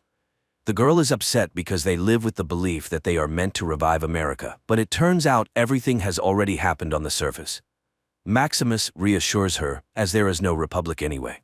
Soon they arrive at a huge crater in the middle of the city. The boy confesses that he survived this hell by hiding in a refrigerator, but then Lucy realizes that Maximus's wound is much more serious and leads him to a building with a clinic sign. Maximus lags behind, and when he enters, the girl is nowhere to be found. He searches for her and enters a chamber between two doors. The space fills with gas, causing the boy to lose consciousness. Betty leads her people to Shelter 32 to announce a partial relocation, as these resources are too valuable. Chad and Norman are surprised to see that the bodies have been removed and all traces of the tragedy have disappeared. Norman inquires about the whereabouts of his mother's key after her death. Betty confesses that they buried the woman with it. Maximus and Lucy come to in the shelter on stretchers. Maximus receives medical care. The shelter leader asks the couple to stay, as the boy needs treatment. Moreover, the suppliers have found armor and will soon deliver it here. Lucy thanks them for the refuge, and the leader informs her that she was born on the surface like many of them. The couple spends several hours in quarantine. From the conversation, it turns out that Maximus never knew a woman's love. Lucy is ready to teach him this art, as it is considered natural in the shelter, but the boy is embarrassed. Moreover, it is not customary among knights. Later they go to lunch, where they suddenly notice that many of the surrounding people have various physical deformities. The caretaker turns out to be a cyclops. For Lucy, this is strange, but Maximus does not understand her concern. Later, the caretaker confesses to Lucy that they accept people from the surface, which surprises the girl since this was strictly forbidden in her shelter. But when she asks about the forbidden level they were advised not to visit, the caretaker immediately ends the conversation. Maximus finds a room where a nuclear block is installed, powering the entire underground. The leader hands him an electronic key to his personal compartment and suggests he rest a bit. The boy enters, and upon entering, he is amazed to see a basket filled with various delicacies and things he has never seen before. For the first time in his life, he takes a real shower, puts on a robe and slippers, and indulges in unknown products. Meanwhile, Lucy finds a room where the entire history of the Californian Republic is vividly described. It turns out that life here was revived in 2142 but was destroyed in 2277. Lucy is horrified, wondering who needed a new war and why. But then all the shelter inhabitants hear a sound signal and head to the designated place. Meanwhile, a ghoul is caught by the so-called new president of the territory, who owned a supermarket trading in organs, and the ghoul is blamed for its destruction. However, he calmly asks for a needle and thread to sew his finger back on and asks for directions to find Moldover. But the president orders the ghoul to be killed. The ghoul has to destroy the new law enforcers and search for the woman himself. Lucy comes with everyone to a room, in the center of which stands an altar with burning candles. People begin to sing something, moving their hands, and Lucy gradually falls into a trance, supporting the others. Unexpectedly, people start to undress, which shocks Lucy. A bowl goes around, from which everyone takes some powder and smears their faces, and suddenly Lucy realizes with horror that it is the ashes of the deceased. In another bowl there is blood. People call to the Mother of Flame, who must save them, and an image of Moldover unfolds above their heads. A frightened Lucy runs to Maximus and urges him to run away quickly, but the boy has just found himself in such paradisiacal conditions and does not want to leave. So Lucy heads to the forbidden level. She enters a laboratory where apparently some genetic experiments on people were conducted. The girl is horrified as she examines the gruesome exhibits and notices glass cryocapsules containing human bodies. But then the lights turn on and a man in a white coat enters. Lucy hides, but he hears a noise, follows it, and finds the girl. Lucy fights, but the men who arrive seize her and drag her to the upper level. Meanwhile, the ghoul arrives at the digger's house, whose eldest son knows the location of Moldover. The frightened man orders the boy to tell everything he knows, and he admits that the woman can be found at the observatory. But when the ghoul is about to leave, the boy tries to kill him and pays with his life for it. At the same time, the shelter leaders shame Lucy as they had given her refuge, fed her, and healed her friend. but the girl is furious because she has seen what they do to people. Then they show her the complete recording of the attack on the laboratory of the very monster that almost devoured her too. It was the first inhabitants of the shelter who experimented on people, turning them into monsters. They are only trying to alleviate the pain of those who survived. The fact is that each shelter specializes in some experiment, and Lucy just doesn't know this. Nevertheless, she must be punished for her disobedience. The girl is led away, which Maximus sees. Thaddeus makes a stop to rest and realizes that his leg is in very bad condition. A dog bothers him, and he locks it in a metal box, then sets off to find a radio tower to contact the Brotherhood. At this time, the inhabitants of the shelter sentence Lucy to exile to the surface. Moreover, they supply her with a stock of food. The girl is stunned, as this is exactly what she wanted. Nevertheless, in her last words, she asks them to allow her friend to stay. But then Maximus appears in knight's armor, into which he has inserted the nuclear block he just stole. He scatters the men when the girl stops him, as they are letting her go anyway. They go up to the surface, and learning that he stole the nuclear block, Lucy convinces him to return it, as the shelter cannot survive without energy.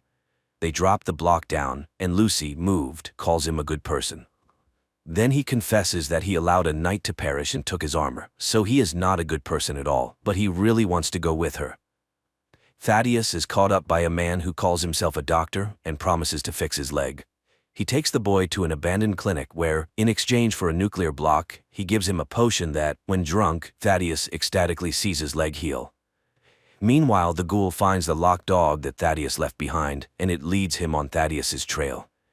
At the same time, the boy reaches the radio station, around which traps are set that tear those who come too close to pieces. Thaddeus sends a signal to the Brotherhood and, waiting for their arrival, chats with the radio station owner about music. Then Maximus and Lucy appear.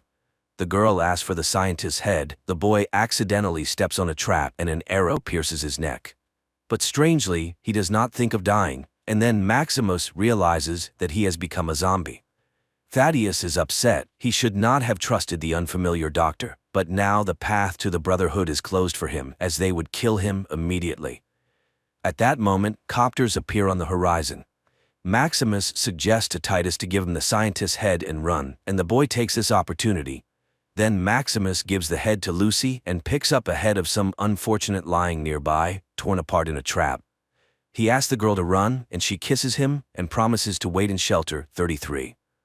Some inhabitants of shelter number 33 begin to receive notifications about relocation to the neighboring block. Seizing the opportunity, Norman enters the caretaker system, deceitfully gains access to shelter 31, and heads there. The arriving servants take Maximus and bring him to the camp. The boy hands over the head he obtained to the leader and confesses that his knight perished. After finding nothing in the head, they sentence him to death.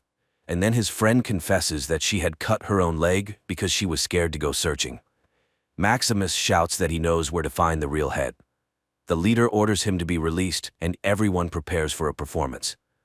At that time, Lucy reaches the observatory where her father is sitting in a cage. Sitting at the table, Moldaver greets the girl, who is horrified to see a dried-up, yet still living mummy seated next to the hostess. The girl is willing to give her the head in exchange for freedom. Moldaver extracts a vial from the head and offers to listen to the real story of her father. Although he begs his daughter not to listen, the woman begins her story. Meanwhile, Norman finds a robot with a human brain in the secret shelter 31, which immediately tries to inject him with something.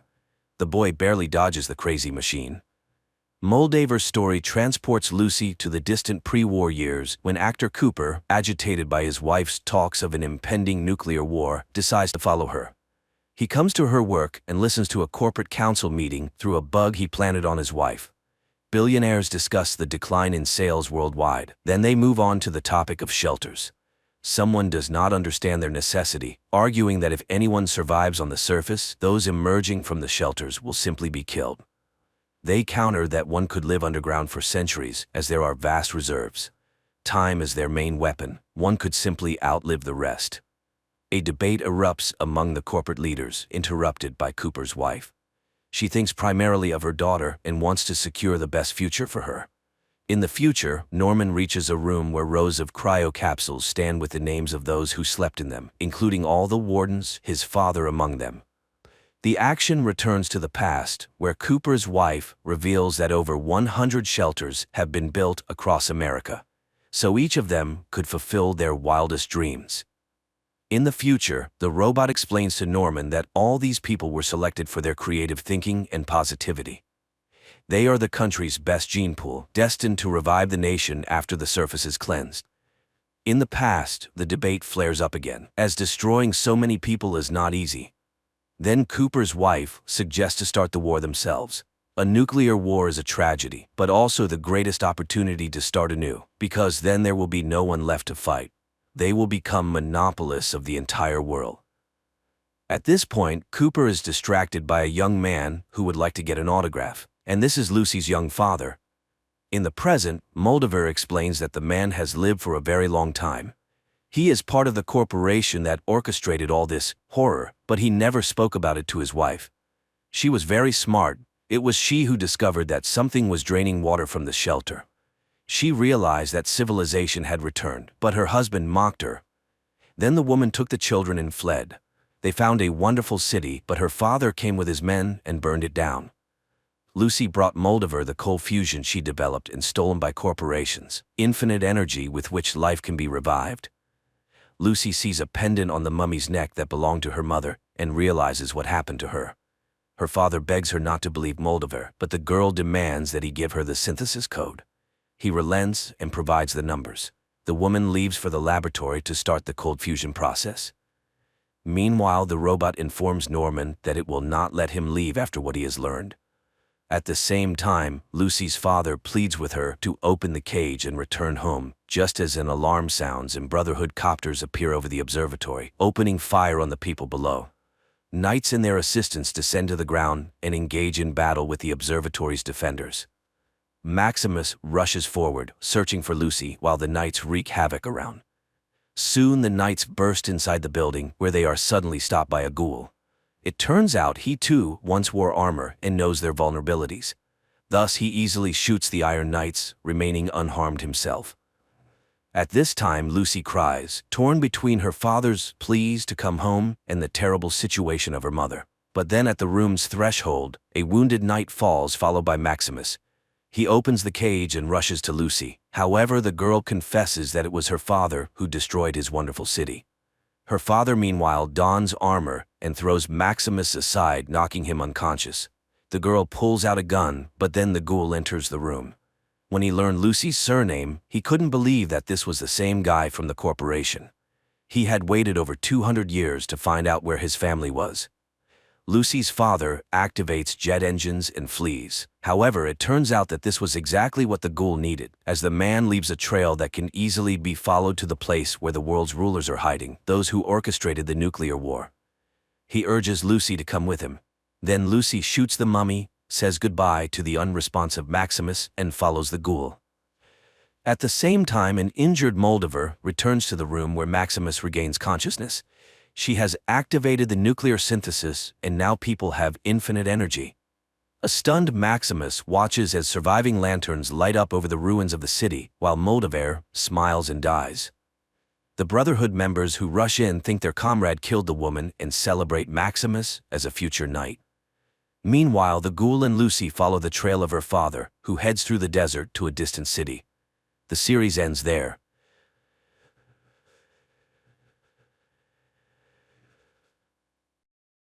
At the beginning of the movie, we see an experienced fisherman heading out to sea. Like thousands of times before, he casts his net from the boat, but something goes wrong and the net gets caught on something on the ocean floor. The fisherman dives down, but he can't make it back to the surface as a huge school of fish surrounds him. Charlie, a lighthouse keeper, calls his colleagues in Germany to discuss current affairs. She's interrupted by a signal on her monitor and rushes off to investigate. Charlie has to swim to the duty boy to dive into the water and retrieve a sensor that somehow got tangled up in fishing nets. Strange things are also happening in Canada. Leon, a young whale researcher, is called to Vancouver's City Beach, where a giant killer whale washed up a couple of hours ago. After examining the animal, he heads to the fishing dock to find out who among the poachers caused serious cuts to the killer whale. An old fisherman takes Leon to his boat and shows him the bitten side of the vessel which was used to try and overturn the killer whale. Leon doesn't believe this story, but the man is sure that the fisherman wouldn't lie to him and that they had to destroy the whale to save themselves. Charlie and her new friend launch a repaired sensor into the ocean, tasked with tracking marine animal population.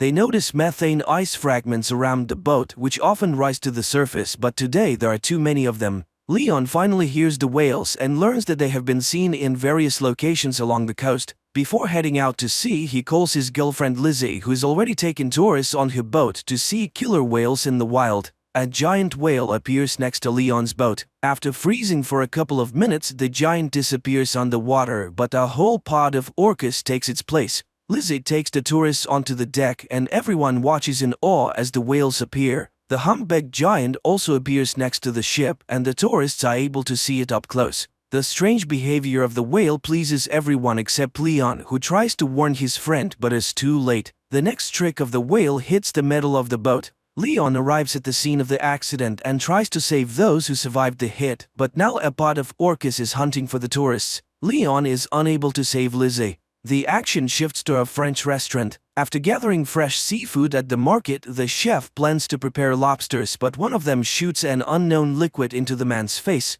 After wiping his face, the chef continues working, but by evening he and two other cooks begin to feel ill. The chef passes away that same evening and the two young cooks are taken to the ICU, waiting for the test results to determine what happened. At the same time, a Norwegian ship in the sea lowers a camera to study an unusual phenomenon, an invasion of ice worms. A few specimens are brought to the surface for study, and the scientist finds a new peculiarity. These creatures have jaws and reproduce several times faster. A commission is formed and everyone agrees that they have discovered a new species of worms and bacteria.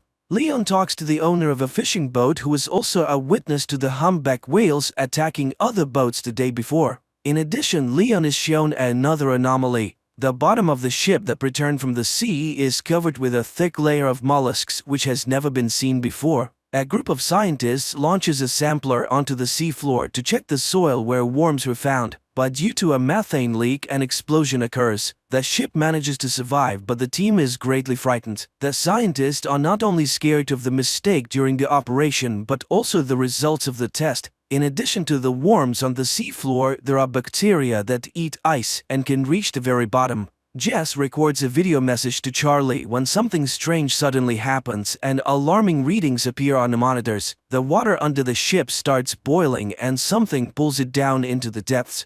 The action shifts to Venice. A young man in love reads poetry on a bridge when suddenly the book falls from his hands and ends up in the canal. The couple immediately forgets about the poetry book because before their eyes is an even stranger sight. Thousands of giant jellyfish rise to the surface. Analysis of the bacteria from the infected chef reveals a new strain that feeds on blood cells. It turns out that several more people have died after visiting the restaurant on the coast. Leon requests permission to perform an autopsy on the killer whale to find out how pollution affects whales and whether this could be related to changes in the behavior of these giants. There is nothing inside the whale that could scare the experts, but Leon finds an unknown substance in its brain which is sent for analysis. Another victim of infection appears, a young man from a car wash. By putting together all the events, the scientists understand that the bacteria spread from the restaurant through the water supply system. Leon is informed of new cases of whale attacks. Looking at the map, the guy finds a pattern. All the changes occur with the whales during migration. To verify his suspicions, the guy sails to the place where the whales are resting during their sleep.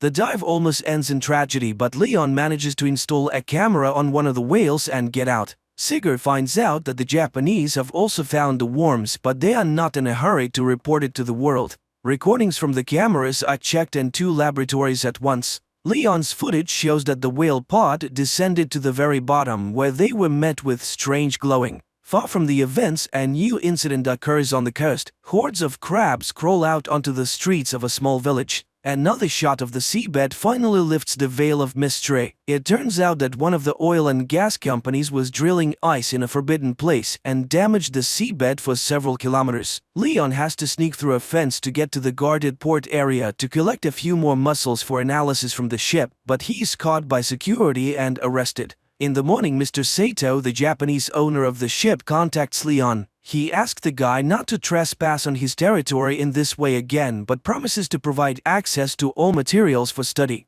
Charlie only now receives the message recorded by Jess a few minutes before the tragedy. When the emotions subside, the girl manages to notice some peculiarities on the recording. For example, a glow behind a porthole. Crabs are being delivered to the laboratory, which have started to emerge on the surface in different parts of the world. As expected, they too are filled with a strange substance that absorbs blood cells at an incredible speed. Charlie is reviewing the video repeatedly, not understanding what else is wrong with it. Finally, the girl's hearing catches a sound that is very similar to the sound from the deep sea recording. The girl contacts the laboratory and shows them a part of the recording that caught her attention, but her stern boss, Katerina, rejects all the scientists' ideas, considering the sound on different recordings to be just random noise. She orders Charlie to finish up the work and shut down the station for the winter without coming up with incredible theories. But after cooling down and carefully considering Charlie's words, Katerina still decides to test this hypothesis, and a helicopter with a group of scientists and a deep water device arrives on the island. The device is delivered to the island by Sigor, and after handing it over to Charlie, he's about to leave. But at the same time, emergency messages come to the scientists on the mainland. They are only able to reach Sigor and inform him that a terrifying tsunami is approaching the coast. Those who see it with their own eyes realize that there is no chance of survival. Sigor manages to warn Charlie and they leave. At the conference, scientists give a report that the discovered bacteria intentionally infect humans, and soon everyone will have to flee far away from water sources. Leon tries to warn his fishermen friends about this, but none of them are ready to live on land, choosing to die in their familiar environment. Rahim meets Leon at the institute to participate in a scientific conference. The best minds gather to discuss what is happening, and most agree that there is some force at work that wants to drive people out of the ocean. Only Katerina is against everyone else. She refuses to abandon the knowledge and convictions gained through years of experience, so she orders the group to seek a logical explanation based on science. Despite objections from their mentor, the group of scientists presents their theory to the public, convincing the government that marine inhabitants infected with bacteria are intentionally attacking humans. They even give the new intelligence a name, the However, such a version only elicits irony from top officials, who also suggest finding more scientific solutions to a problem than negotiating with an unknown intelligence. Astrophysicist Samantha Grove comes to the scientists' aid. Unlike politicians, she carefully studied the report and agrees that the strange sound on different recordings has all the characteristics of an unfamiliar world language. In addition, her team managed to capture the exact same signal from Antarctica. Another influential person, Japanese Mifuno, also believes in Sigor's theory and agrees to finance his venture, hoping it will help to save the world. Sigor assembles the team and informs them of the start of the mission. He suggests everyone think carefully and assess the risks, and those willing to go all the way will be waiting for an expedition to the Arctic in 48 hours. The scientists go home to say goodbye to their loved ones and warn them of their departure. The relatives of many try to persuade them to stay, but everyone understands that this is their last chance to fix something. According to scientists' calculations, the largest accumulation of intelligent bacteria is located in one of the valleys in Antarctica, where they could have lived for millions of years prior. The company is preparing to establish contact, and everyone is playing their role while giving interviews to a young journalist. Finally, the equipment on the ship starts buzzing with interference, and the scientists prepare to capture a signal from the mysterious organism. Sarah, Mifuno's assistant, sits down next to Leon at the table and confesses to him that she would have never believed in their theory if it weren't for her boss, who has proven over many years that his intuition never fails. Samantha is devising a plan. She intends to add a sound of a human child scream to the organism's audio signal and return the recording to the intelligence to show that they are ready to communicate. Charlie asks a colleague to take her with him in the diving apparatus to the bottom. The ship drops anchor and the scientists begin transmitting the sound message. Meanwhile, the daring couple gets into the capsule and prepares to dive to the depths. The whole team is eagerly awaiting any reaction, and finally movement appears on the radar and the sensors pick up a sound signal. The team from the capsule tries to contact the captain's bridge to report that their fans are malfunctioning and they are running out of oxygen, but communication is not working. The chief pilot Luther is ready to return, but Charlie notices some movement and turns off the lights, waiting to see what happens next. On the ship, they also notice something approaching. Sigor insists that the captain recall the submarine, but they can't reach the group. Luther doesn't want to risk anymore and he lifts the boat. On the ship, a hatch opens to receive the capsule into a special compartment. Charlie notices a strange glow appearing around them at that moment, but she doesn't tell anyone about it. Meanwhile, Samantha reports that they have managed to establish contact. The sound signal has returned and the child's cry has been altered as a sign that the bacteria understood the message from humans. Dr. Chase is looking for a way to cure those who have already been infected by the bacteria. Luther tells the journalist that he saw nothing at the depth, and everything Charlie saw was probably a figment of her imagination, just like the whole idea of intelligence. Nevertheless, Samantha tries to decipher the messages to assemble them into a response signal that the intelligence will understand. While staying in the compartment with the capsule, the journalist notices a glow in the pool. The lights on the ship go out and interference begins. When everything is restored, the captain sees the journalist's body fallen on the monitor. Chase tries to save the girl, and on her lips she notices a liquid resembling cerebrospinal fluid. Samantha tells the team and the captain that during the voltage surge there was a signal surge and it was so low that no one heard it. But most importantly, in the opinion of the astrophysicist, it originated from inside the ship. Charlie listens to what her colleagues are saying, but she never musters the courage to tell them that they brought the bacteria into the pool. Leon visits the girl, whose body has become covered in strange spots. The doctor asks the guy and Sarah for help. They must hold the girl while she takes a sample of the spinal fluid for analysis. The doctor tells the team about the results of the analysis. The substance previously found in marine creatures was discovered in Alicia's spinal cord. Chase believes that bacteria were attempting to merge with the girl's cells, and Charlie admits to seeing the glowing enter the ship with them. Samantha records a new message for the this time including an audio image from the astrophysicist. Charlie goes down to the sealed compartment without permission, and the pool starts glowing again, creating unusual shapes with the light. At that moment, Samantha receives a response message from the entity, which also contains an image. Mr. Mifuno's helicopter lands on the ship as he wants to be present for the opening. Sigor shows him the recording from the pool cameras and the image sent in response to Samantha's message. According to the astrophysicist, they have an image of the super ocean that surrounded a supercontinent millions of years ago. According to the scientists, the reminded them that they were, are, and will be on Earth much longer than humans, and all they want is for the oceans to be left alone and not destroyed. But there is good news. Since the entity is responding to messages, the team has a chance to negotiate and reach a ceasefire. In the meantime, Chase devises a drug that can destroy bacteria that consume blood cells. This news creates disagreement within the team. Mifuno plans to test the substance in the pool and, if it works, completely destroy the Sigor disagrees with this, at least until they confirm that they cannot negotiate with the Chase tries to take the middle ground and suggests trying the drug in the pool but not rushing to launch it into the open ocean.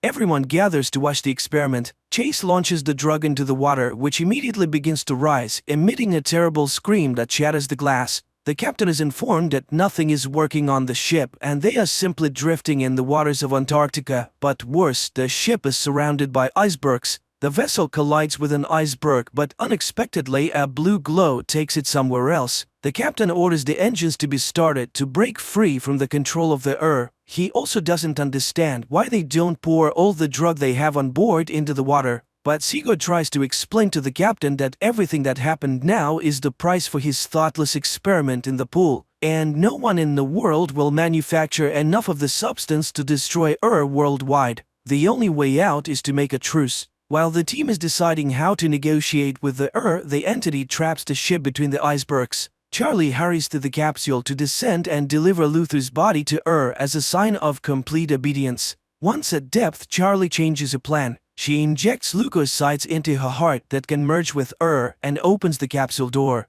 The body falls under the control of and the icebergs release the ship, while billions of lights envelop the girl underwater. Later, Charlie brings the ship to a deserted island. It opens its eyes and looks at the sky with glowing blue eyes. The series ends here. Please write in the comments what you think about this series.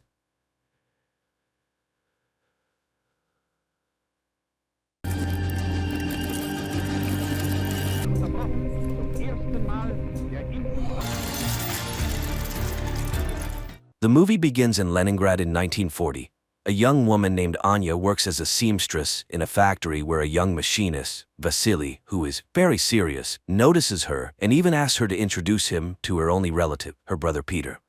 However, Anya asks for a little more time, and the young man agrees to wait until the next day. But as the girl leaves for her lunch break, he quietly follows her, admiring her. Anya walks down the street, looking at a dirigible hovering above, from which German journalists are filming the city below. At this moment, a tram driven by Peter pulls up to an intersection. Suddenly, Anya realizes that a fast-moving truck is about to crash into the tram, and her brother will likely perish. Frozen in fear, she suddenly emits light waves that lift the truck into the air and throw it away from the intersection. The tram's windows shatter, injuring people, but a major accident is averted. This entire incident is captured on film by the journalists in the dirigible. As the shocked people try to recover, Peter jumps out of the tram, grabs Anya, and quickly takes her away. The girl regains consciousness in their shared room. Peter packs their belongings, urging his sister to flee Leningrad, although she is reluctant since they have already had to move several times due to her supernatural abilities manifesting at the most inappropriate times and attracting the attention of the authorities. Peter asks her to control her powers, but Anya is unable to master them as they are beyond her control. At that moment, representatives of the People's Commissariat for Internal Affairs burst into the room and arrest the siblings. An investigator named Ivan arrives at the scene. He interviews the victims, and one of the women recalls the strange girl standing at the crossroad. Back at the office, Ivan begins interrogating Anya, but she cannot provide any concrete information. She insists it was just an unfortunate accident, and then Ivan shows her photos from their previous residences where strange incidents and destruction occurred, prompting the siblings to move hastily. The investigator is willing to believe she is not a criminal, especially since he has also witnessed something very strange in his life. However, Ivan is unable to elaborate as his superior, Petrov, who turns out to be his father-in-law, takes Anya and leads her to the secret facilities managed by Professor Ilyinsky. The scientist welcomes the girl, explaining that she is special and now they will study her abilities. However, Anya refuses to cooperate until she sees her brother, and Ilyinsky promises to arrange a meeting for them. Meanwhile, Ivan cannot calm down, although Petrov, who is also his father-in-law, demands he forget the incident and focus on other matters. He had already barely managed to suppress his absurd report about an incident in Madrid. Returning home, Ivan tries to tell everything to his wife Vera, but she asks him to take a vacation and forget everything that happened. The action shifts to 1936. A group of Soviet soldiers, including Ivan, engages in battle with Spanish fascists in Madrid. Suddenly, a man in a strict coat and hat, wearing a strange mask, appears before them. Looking at the soldiers, he utters something incomprehensible, after which Ivan's comrades start shooting themselves one by one. Only Ivan finds the strength to shoot at the man in the mask. The man quickly disappears, leaving Ivan amidst his fallen comrades. The year is 1940. A man in a mask named Neumann and his assistant Katerina arrive in Munich, where the woman meets a Jewish boy named Baruch on the street, who plays chess brilliantly. She offers him a ride with them, noting he can always leave if he does not like their school. An orphan agrees and gets into the car, where Neumann utters several hissing words, causing Baruch to fall asleep instantly. Neumann agrees that the boy is brilliant, but by no means possesses superpowers. However, Katerina is determined to help the boy. Meanwhile, in Moscow, Professor Ilyinsky leads Anya to the laboratory where she will be studied, and fulfilling his promise, brings her to a cell to see her brother. Peter again asks her not to show her abilities, and she promises to write to him. Baruch is brought to an ancient castle owned by Neumann. The boy is laid in a hammock in a hall inhabited by many other teenagers, but when the adults leave, he wakes up and is frightened by the dark silhouettes surrounding him. Back in Moscow, Professor Ilyinsky leads Anya to a separate room, more like a cell, and locks her in there. He then reports to Petrov that he has never seen anything like it. The girl is a scientific discovery, a unique case, to which the chief objects. She is a new weapon. Later, Anya is subjected to various tests, but she shows nothing special. Ivan cannot forget the incident, studying everything related to the strange explosion. The video footage of the accident also reaches Neumann, and he decides to fly to the USSR. There, the man is taken to meet with Professor Ilyinsky. Neumann introduces himself as a worker from the Ahnenerbe organization and immediately determines that the professor is terminally ill. He offers to ease his pain if the professor allows him to speak with Anya. Ilyinsky does not believe in his abilities, but Neumann utters something, and glowing waves emanate from him, enveloping the professor, causing him to lose consciousness. Taking advantage of this, Neumann searches his desk and takes some papers. Soon, Ilyinsky regains consciousness, but strangely feels no pain. He agrees to arrange a meeting with Anya and leads the German to the laboratory. Neumann approaches the girl and secretly shows her an execution order for her brother. Then waves of unprecedented force begin to emanate from the girl, literally blowing up the entire laboratory. Neumann grabs her and escapes. Ivan sees from the window a man in a hat whom he immediately recognizes and runs to the laboratory where explosions are heard. But Neumann and the girl are nowhere to be found. The narrative shifts to 1924. In a remote Karelian village, a woman lives with two children, Peter and Anya. One day they go with the village boys into the forest. Suddenly a pack of wolves leaps out at the children. The children freeze in fear, but waves emanate from Anya, scattering the beasts. When the men arrive at the clearing, they find the girl dead. 1940. Petrov enters the devastated laboratory, where people connected by tubes into a single organism and marked with the letter M lie in chairs. At first glance, this structure was not damaged by the explosion, as the injured Ilyinsky lying nearby confirms. The professor reports that Anya caused all this and refuses to continue the experiments. Then Petrov shoots him. Afterward, he goes to Ilyinsky's colleague, who everyone simply calls Professor Lyubov. Petrov asks her to activate the M squad. Learning about the professor's death, the woman refuses to help Petrov, but he reminds her of her family, and Lyubov reluctantly agrees. On the train, a customs officer searches Neumann's compartment and finds an iron sarcophagus with Anya inside. Unsure of what to do, he goes for help. Meanwhile, Anya envisions her own funeral following the incident with the wolves. Frightened, she comes to, and Neumann informs her that he is saving her. Anya tries to run, but the customs officers, who decided to detain the strange German, stop her.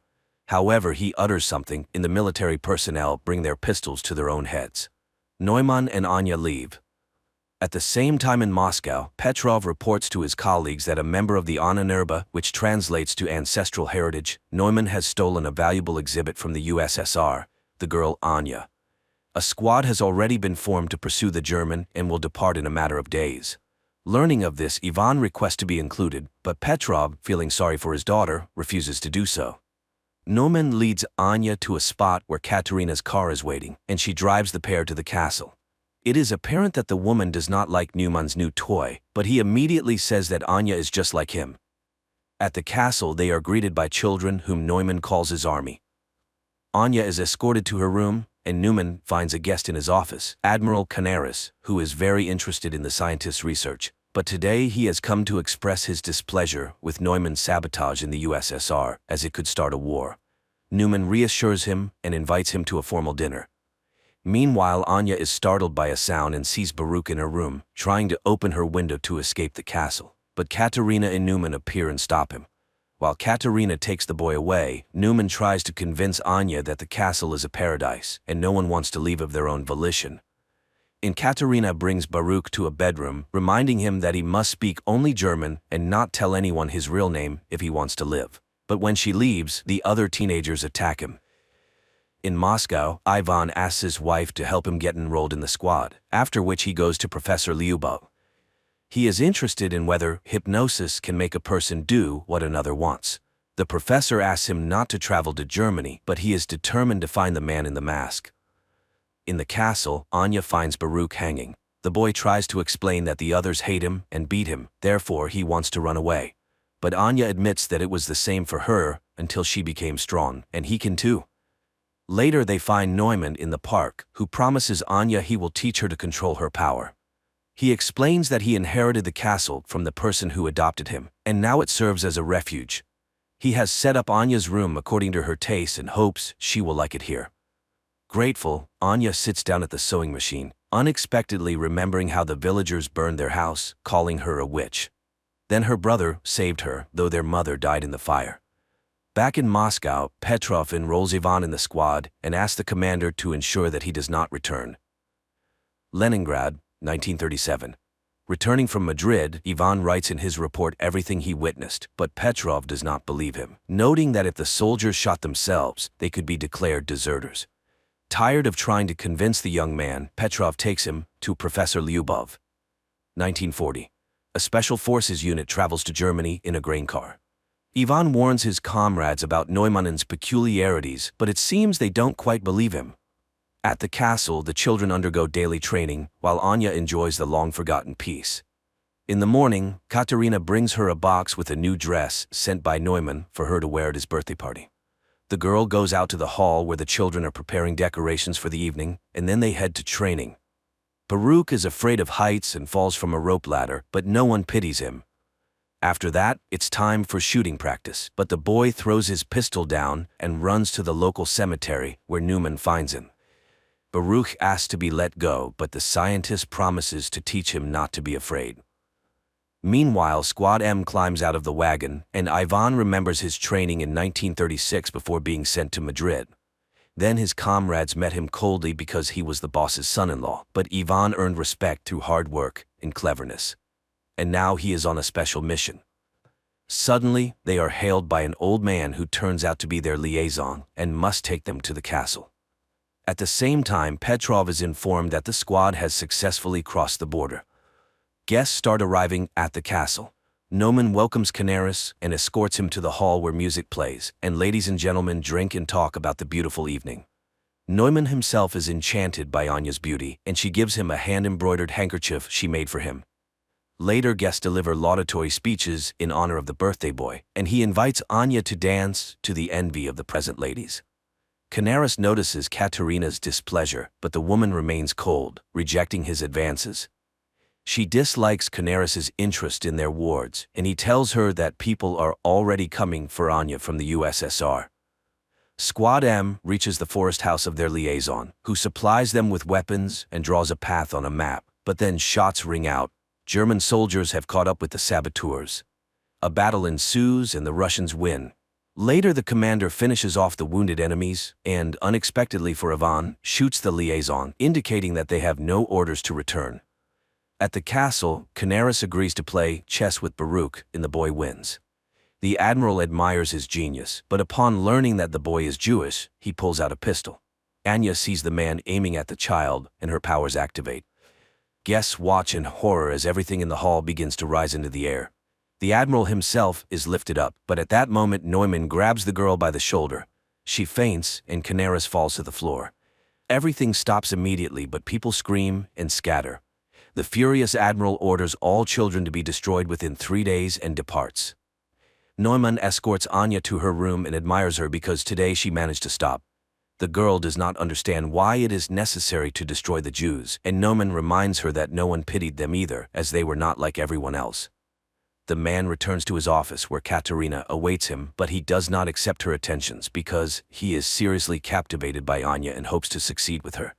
However, Katerina is saddened by this turn in their relationship and reminds him of Canaris's order, but Neumann intends to make a profitable deal. The action shifts to Neumann's childhood when children laughed at him and drove him away. His parents were forced to put a mask with a digital lock on him so he couldn't harm anyone, and the boy suffered greatly from this. One day his father complained to the landlord that his son was hindering his ability to fulfill his duties as a tenant, and the man came to see the unusual child. They explained to him that Neumann scared all the guests and caused his father to lose a finger. The year is 1940. The morning after the dinner, Anya goes out to the hall, but the servants who witnessed yesterday's incident look at her warily. Then the girl goes to the park, where she is met by an armed Katerina, but seeing the guards, she returns to the house. Later, Neumann conducts a meditation for the teenagers, asking Thor to give them strength. Anya sees this and asks for permission to start training. Neumann orders Katerina to stay at the castle and wait for guests, and he takes Anya away. Meanwhile, the squad continues to move through the forest. Soon they find a rubber boat at the prearranged place. Neumann puts Anya on his personal plane and takes her to his parents' house. Landing, they walk across a bridge, and suddenly Neumann asks the girl to remember her brother. Her powers activate. Water rises up, carrying fish and creating a reverse waterfall. But then the man calls her, Anya comes to her senses, and everything returns to normal. However, now she can use her powers when she needs to. Soon they enter an old house and Noman recalls how he was taken from his father's home. Lastly, his mother writes down the password to his mask on a piece of paper, and little Newman leaves their lives forever. In the present, he tells that his father was a harsh and cruel man, often beating him and his mother, so he promised himself that his child would never be unhappy. The man remembers how his patron removed his mask and wanted to throw it away, but Newman did not allow it. The man informed him that he would now take care of him, but he must trust him. Soon they arrived at the castle, where the patron confessed that every person has the right to be happy, and the boy lived for the first time like a normal child. But a year later, war came. His patron went away on business, and their home turned into a hospital. Neumann helped as best he could. Once he had to assist in the amputation of a leg. The soldier was in great pain, and then Neumann activated his powers and relieved the poor man of his suffering during the operation. Later he confessed to one of the nurses that he loved her. The adult woman laughed at the boy but said she loved him too. But one day he caught his nurse with one of the recovering soldiers, and in a fit of rage he made the soldier kill himself with a hammer. They caught him, gagged him, tied him up, and took him away from the castle. In 1940 he tells Anya that his parents died, so he is so happy to have found her. The girl lights candles in the fireplace, using her new powers, which delights Newman. They drink wine and then become close. At night, Anya dreams where Baruch dies and wakes up terrified. She asks Newman to return to the castle. Meanwhile, the squad reaches the river. One of the soldiers is wounded and runs out of strength. Then he takes his own life so as not to be a burden to his comrades. Only 3 remain, but they still row towards the castle. And there Katerina, who can't sleep, reminisces about the past when she helped her mother, who worked in a psychiatric hospital, where one day they brought in a tied-up boy named Neumann. She then freed him, and he promised never to harm her. The year is 1936, Leningrad. Petrov attends a lecture by Professor Ilyinsky, where he discusses a significant discovery in the field of controlling human memory and emotions. Ilyinsky's colleague, Professor Lubov, is inspired by the future changes, as people with good mental health will be able to work better and create a brilliant future for themselves and their children. The Project M envisions a new society where happy people with immense productivity and willpower will live. Petrov asks about the use of these discoveries in the military sphere, arguing that if a new society is to be built, it must be able to defend itself. However, Lyubov categorically opposes totalitarianism. After the lecture, Petrov offers Ilyinsky full support for their program if he agrees to operate under military auspices. But Ilyinsky sends him to Lyubov as the ideational inspiration behind the project. However, the woman flatly refuses to cooperate with the military. That same day, she is hit by a car in the street. Later, Petrov returns to Ilyinsky, informing him of the unfortunate accident with his colleague, and Ilyinsky reluctantly agrees to cooperate. Again, 1940-year Germany. The 3 remaining members of the squad reach the castle's territory. Surprised by the lack of security, they enter the premises. Petrov receives a summary of incidents in a specific area of Germany and realizes that everything is going according to plan. His boss is horrified. His people have left a very noticeable trail, which could easily lead to the USSR being accused of provocation. But Petrov assures him that everything was planned this way and there will be no international conflict. At that moment, his daughter calls and he rushes home. The squad members reach the castle and, splitting up, begin to explore the premises. Meanwhile, Petrov finds Vera in a hysterical state. She is going mad with worry for her husband, and the father decides to take action. At the same time in the castle, Katerina reads a book to the children, and seeing her nervousness, they calm the woman. She orders lights out and leaves, just as Ivan enters the hall from the other side. Seeing the children in front of him, the man lowers his weapon and leaves. The children remain motionless. The soldiers continue to explore the castle, and now the squad leader enters the hall with the children. But he does not lower his weapon and prepares to shoot. Then the children attack first. The commander fires in all directions, but the teenagers throw their clothes at him and knock him down. The eldest orders the pistol handed to Baruch to kill the enemy, but the boy cannot shoot the man, and the man manages to wound him with a knife before being killed. The children carry the bleeding Baruch to the bedroom, leaving the soldier's body on the hall floor. The third squad member, a female warrior, finds Katerina's office and engages her in a shootout. Katerina flees, but the woman catches up to her, and they fight. The woman is defeated when Katerina pushes her away. Seeing her opponent unconscious, the German grabs a pistol but doesn't manage to shoot because Ivan appears. Threatening him with a pistol, the woman captures him. In Moscow, Petrov brings his daughter to Professor Lyubov and asks her to erase the girl's memory. Lyubov is outraged by this request, as the love for a husband is the most precious thing in Vera's life. However, under military pressure, she agrees and performs the necessary manipulations, while Petrov's subordinates methodically clear their apartment of photographs and items belonging to Ivan. But one photograph falls under a chest of drawers, and the soldier does not notice it. After the procedure, the girl regains consciousness but does not remember her husband at all. At this time, the teenagers attack Ivan, not noticing Katerina, and wound him in the arm.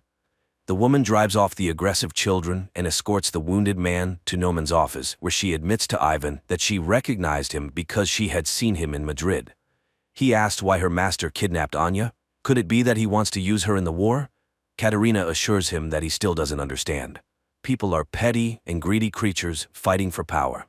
Neumann is unique. He is ready to seize all power on Earth to save the world from war. Meanwhile, Neumann and Anya arrive at the castle and find a wounded woman on the threshold. The scientist finishes her off with a pistol while Anya runs to the bedroom to the teenagers and finds Baruch dead. At this time, Ivan is bandaging himself while Katerina explains that they teach the children survival by developing their skills, because their destiny is to save the world under Neumann's leadership.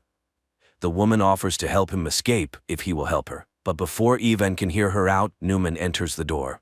The Russian immediately picks up a pistol and takes the woman hostage. However, the German informs him that he does not care about her fate, which visibly upsets her. At that moment, Anya runs into the office and uses her power to knock Ivan off his feet, but when she recognizes the man, Neumann quickly takes her away, leaving the Russian with Katerina. In Moscow, Professor Lyubov mourns Ilyinsky when Petrov brings her folders with the names of the condemned, whom she can save by including them in Squad M.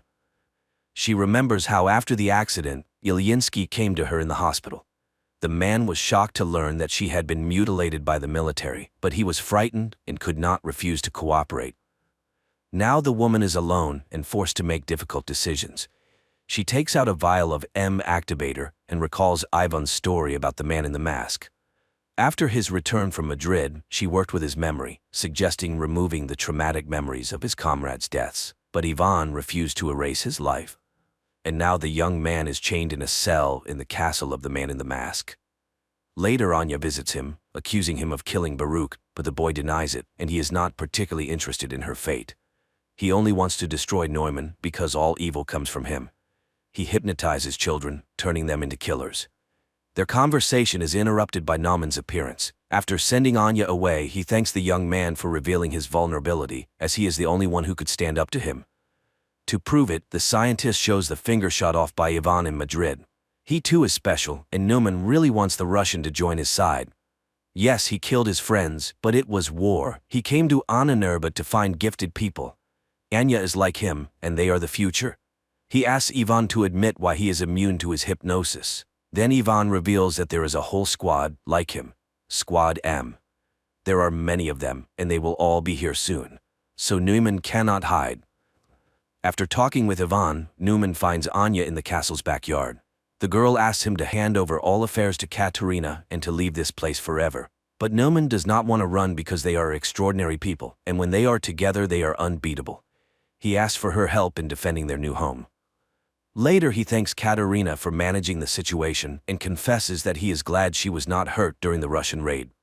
Meanwhile, Anya remembers how in Moscow she wrote letters to her brother while locked up in the laboratory. She used to give them to the professor, but she could not have imagined that he read her letters to Peter, who was undergoing mental processing as a participant in Squad M. At this time, she burns them in the backyard of the castle, hoping that life will give her a chance to start over. Later, the castle's inhabitants conduct a funeral rite for Baruch. The teenagers carry the boy's body to the seashore, where the cemetery is located, and burn it on a ritual pyre. Anya is shocked by the number of children's graves and realizes that Ivan was telling the truth. Katerina urges her to leave and save herself. Anya runs to Ivan's cell and asks him to tell her what he saw in Madrid that was so special. The boy talks about the death of his comrades and Neumann's chilling whisper, but the German doesn't know that he just had a misfire. He is not special and survived only because of the pistol's malfunction, but if Neumann finds out, he will kill him immediately. And only Anya can stand up to him. Out of the darkness comes Katerina, who has heard everything. She will let them go if they leave forever. Neumann is planning to sell the children to Canaris, and Anya can do nothing about it. They are weapons, and it is high time the Russian understood this. But Anya runs away while Katerina frees Ivan from his chains and advises him to make sure the German never finds them. Meanwhile in Moscow, Petrov enjoys his daughter's good mood, hoping she will meet another man, marry, and give him grandchildren. The girl is lively and cheerful, unaware that the photo under the dresser awaits its moment. At this time, Neumann orders the Russian man to be killed, and he goes to look for Anya. Meanwhile, Katerina leads Ivan to her car, where Neumann's guard catches up with them. He engages in a fight with the Russian, and when he is about to kill him, Katerina attacks the guard. The guard is much stronger, and Katerina has to shoot. The teenagers hear the sound and run into the courtyard while Katerina puts Ivan in the car and drives him away from the estate.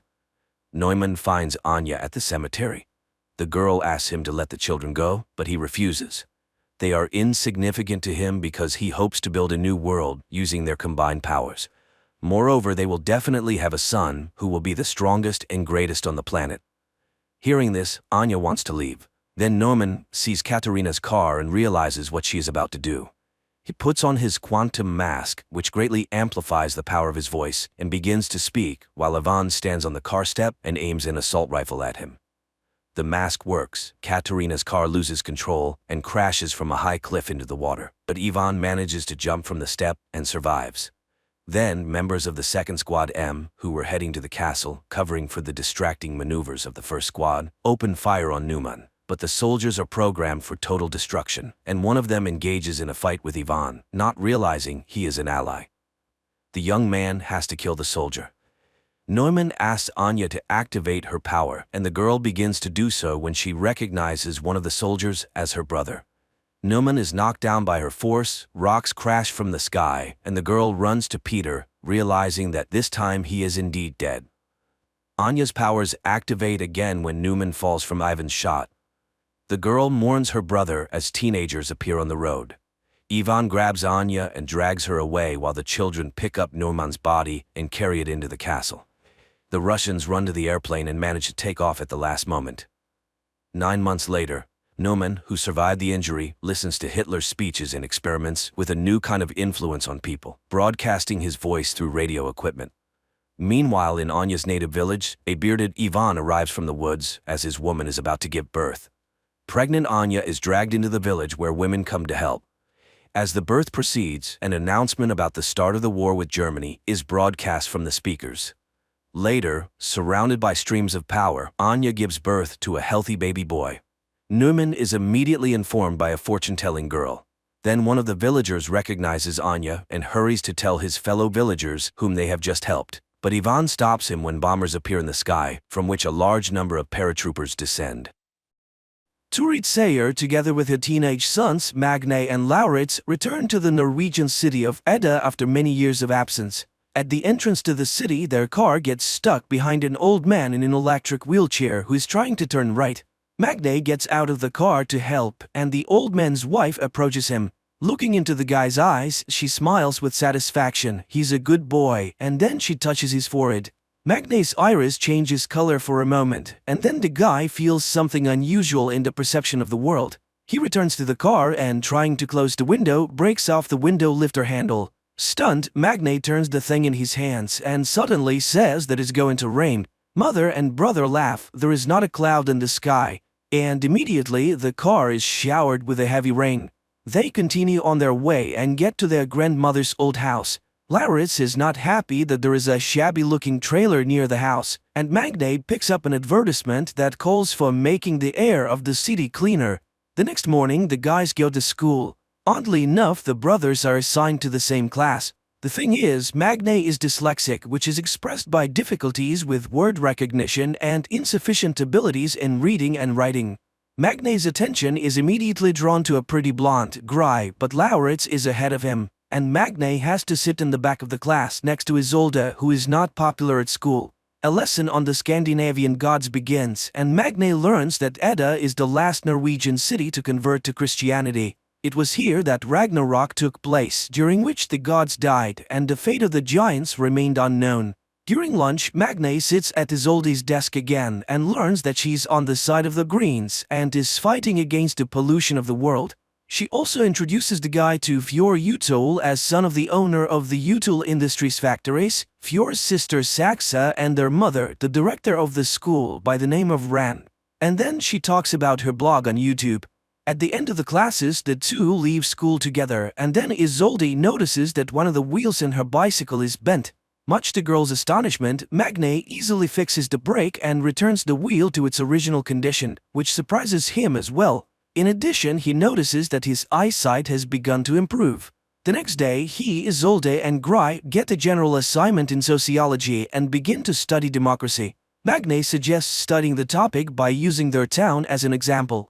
At this moment, he sees his mother, who has come to talk to the director. The women discuss boy's progress at school and recall the tragedy that happened many years ago when the boy's father died under mysterious circumstances. Later, the mother notices that Magne is not wearing any glasses and does not understand how this can be. But she's distracted by Vidar Utol's car. It turns out that she and Vidar have known each other for a long time. After returning home, Vidar tells his wife Ran about the meeting with the woman, while their children Fjord and Saxa discuss their appearance and whether it matches their age. Vidar gives them a task to follow Magne, who is currently engaged in repairs and notices a rune carved on his father's tools.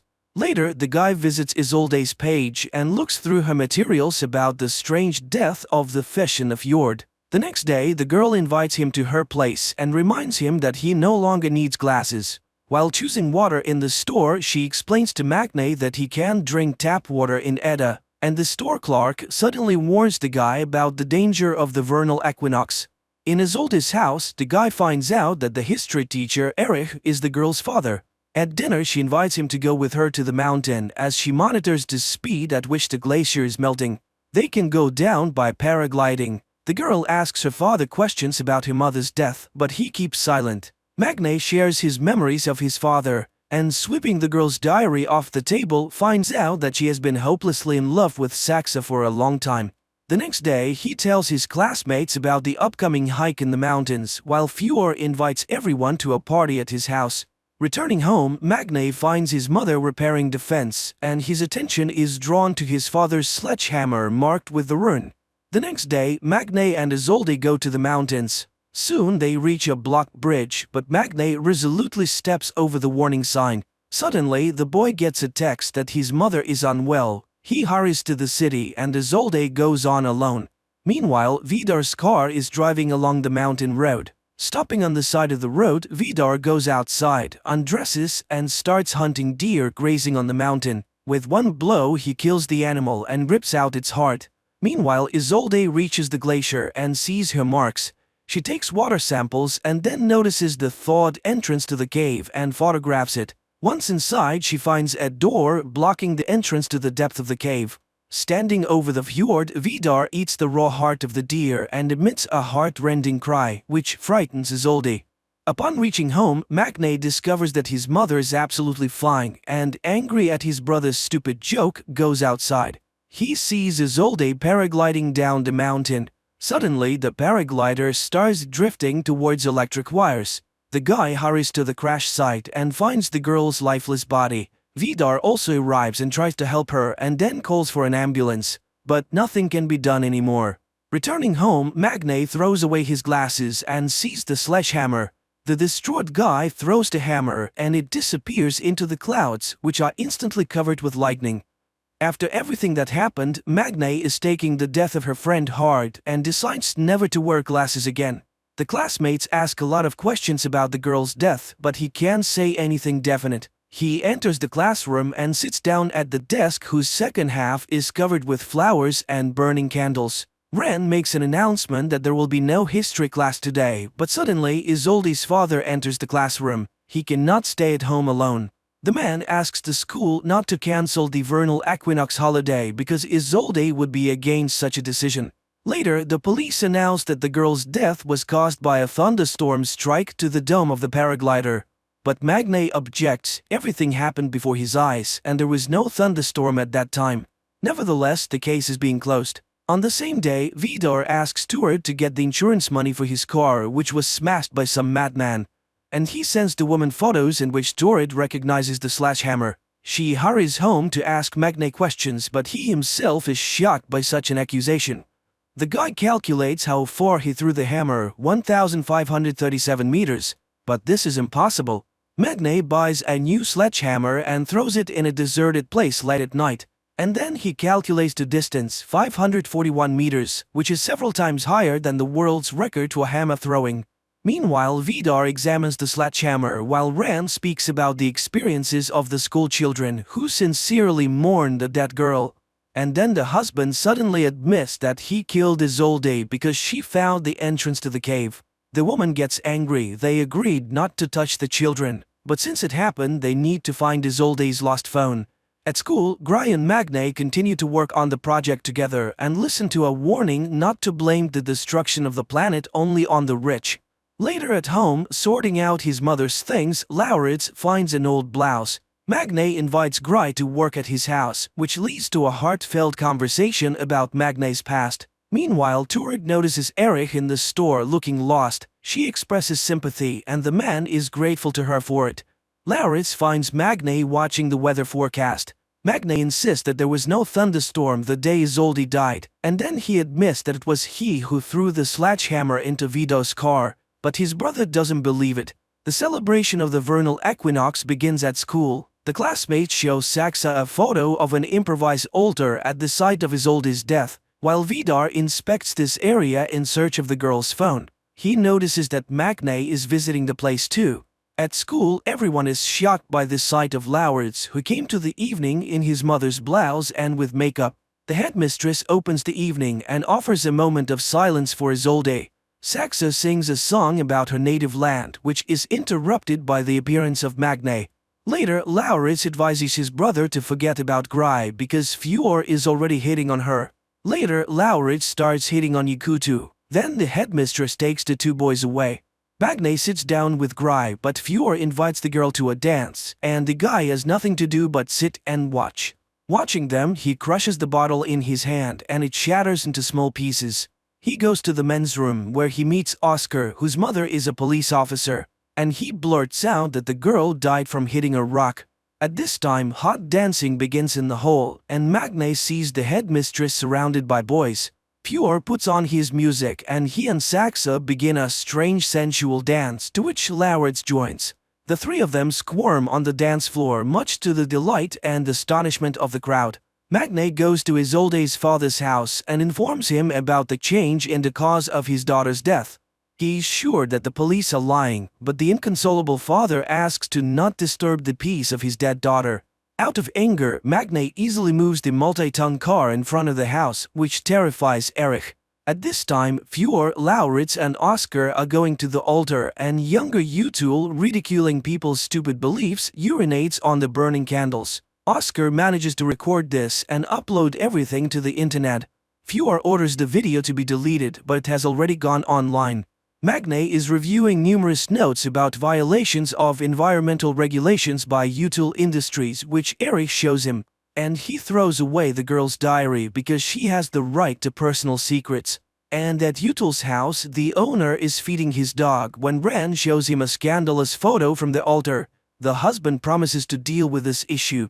Sex is trying to find out at least something new about Magne from Gry, who stayed overnight at their house, but she does not know anything. She goes to the bathroom and witnesses Vidar beating his son. The man is furious. People worship them too and sacrifice to them. Therefore his son insulted him with his act too. Frightened, Gry hurries to take refuge in Saxa's room. The next day, Isolde's funeral takes place and everyone goes to church, but returning home, the Sayer family finds their home trashed. The brothers go to the homeless neighbor, accusing him of stealing from their house. He admits that he has been in the apartment, but only after another man who arrived there in a big black car accompanied by a dog. The brothers realize that it is Vidar but do not understand why he needed it. Later, Magne goes to see a therapist. He feels that everything has changed around him but does not find an explanation for this. He talks about the robbery and accuses the police of inaction, and the therapist tells Ren about the session. Back home, Magne tells his mother about the conversation with the neighbor and blames Vidar, but Turet says that it's absurd and does not want to hear anything about it, especially since Eric has arrived. He hands his oldie's laptop to Magne because his computer is already failing. The guy searches the computer and finds data on changes in natural conditions in the vicinity of Edda. The same evening, Ren tells her husband about the therapy session. She is furious. Not only did Vidar break into Magne's house, but the guy's neighbor saw him, and now everyone can find out about this inexplicable case. The next day, Gry confesses to Fjord that she saw the beating, and it shocked her. But he changes the topic of the conversation. The girl agrees to ride with him, but Lauritz and Saxa are also in the car. Meanwhile, Magne is talking to a police representative again. He knows for sure that there was no wind that day, but the woman objects. He said that he got to the city in half an hour and no one can do that. The young people are driving along a mountain road and Fjord puts on a song in the ancient Icelandic language, which is surprising to Gry. Suddenly, a bird breaks against the windshield of the car. Saxa and Fjord come out to look at it. The sister reminds them of the need to learn at least something about Magne and eats the bird. Puzzled by the officer's words, Magne goes to a deserted warehouse and starts jogging to see how fast he runs. He does a 100-meter dash in just 7 seconds. Meanwhile, Erich is given Isolde's jacket which has traces of blood on it, and Vidar follows Magne and witnesses an accident in which the guy is hit by a snowplow. He joyfully announces to the family about Magne's death, who interfered with their affairs. Then Vidar confesses to the children that he killed Isolde because she found dangerous things hidden by them in the glacier. Ren reminds them of the danger they are exposed to by getting close to mortals. Meanwhile, the doctors at the hospital are perplexed. The guy who was hit by the snowplow has no injuries at all. Magne goes home, and he doesn't know that at this very moment the body of his deceased neighbor, who was a witness to the robbery of their house, was being brought to the morgue.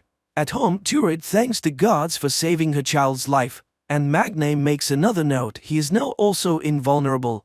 His sight and sense of smell also have improved. The next day, during the lesson, there is a skirmish when Magne blames the Utul plants for the emissions of harmful substances which caused the inhabitants of the fjord to die. Saxa resolutely defends her father. After the lesson, Magne asks the teacher to test the dried blood from Isolde's jacket. He is sure that there's someone else's blood on the clothes. At least they smell different. The woman is surprised by his sense of smell and agrees to run the test. Later, Gry asks him questions about the incident. He shows her the jacket and asks her to smell it, but the girl does not detect the difference at all. In the afternoon, a group of classmates goes to a cafe where Oscar breaks the news about Ren's behavior the previous evening, which he learned about from his friends. Saxa is outraged by the silly rumors and stirs the conversation towards Gry, who is still a virgin. This pisses Gry off, and she goes home where she finds her father in front of a can of beer. The man is upset. The insurance company refused to pay him money for his sick lungs.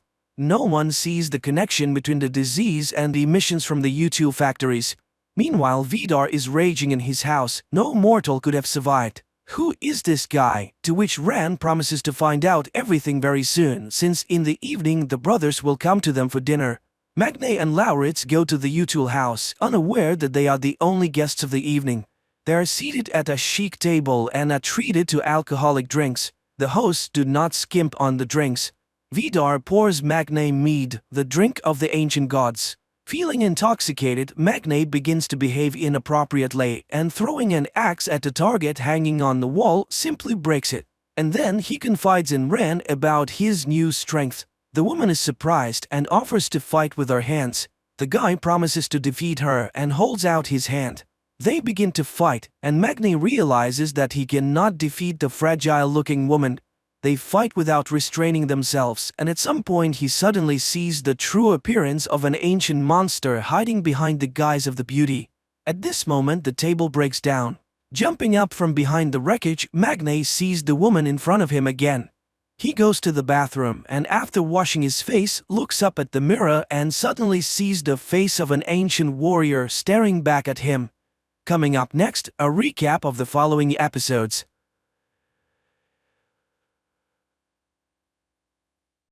Evening supermarket. Near one of the shelves, a young man is talking on the phone with his wife. The woman is irritated, and the guy is trying to justify himself. He didn't intentionally almost buy the wrong product, and his purchase of a PlayStation has nothing to do with it, and they wouldn't have been able to relax in a Lupka even with that money. He went there for work. At the checkout, there are 3 people in line. The first is a man who looks a bit homeless. The cashier announces the total, and the man is short of 10 rubles. He tries to persuade the cashier, but she remains firm. So the man turns to those waiting in line. If they care about the fate of a person, they should lend him the missing amount. He asks them to think that they are all preparing for a terrible judgment. And what will they be able to tell when facing the Almighty? While the man delivers this speech, people react differently. One person leaves the line altogether. The man turns to a young guy. It seems like he's not destitute. So, what are 10 rubles to him? A woman standing behind him takes out a coin. The man thanks her and says that angels won't forget her, and perhaps this act will outweigh all her sins. Then he takes out 50 rubles from his pocket and gives it to the cashier.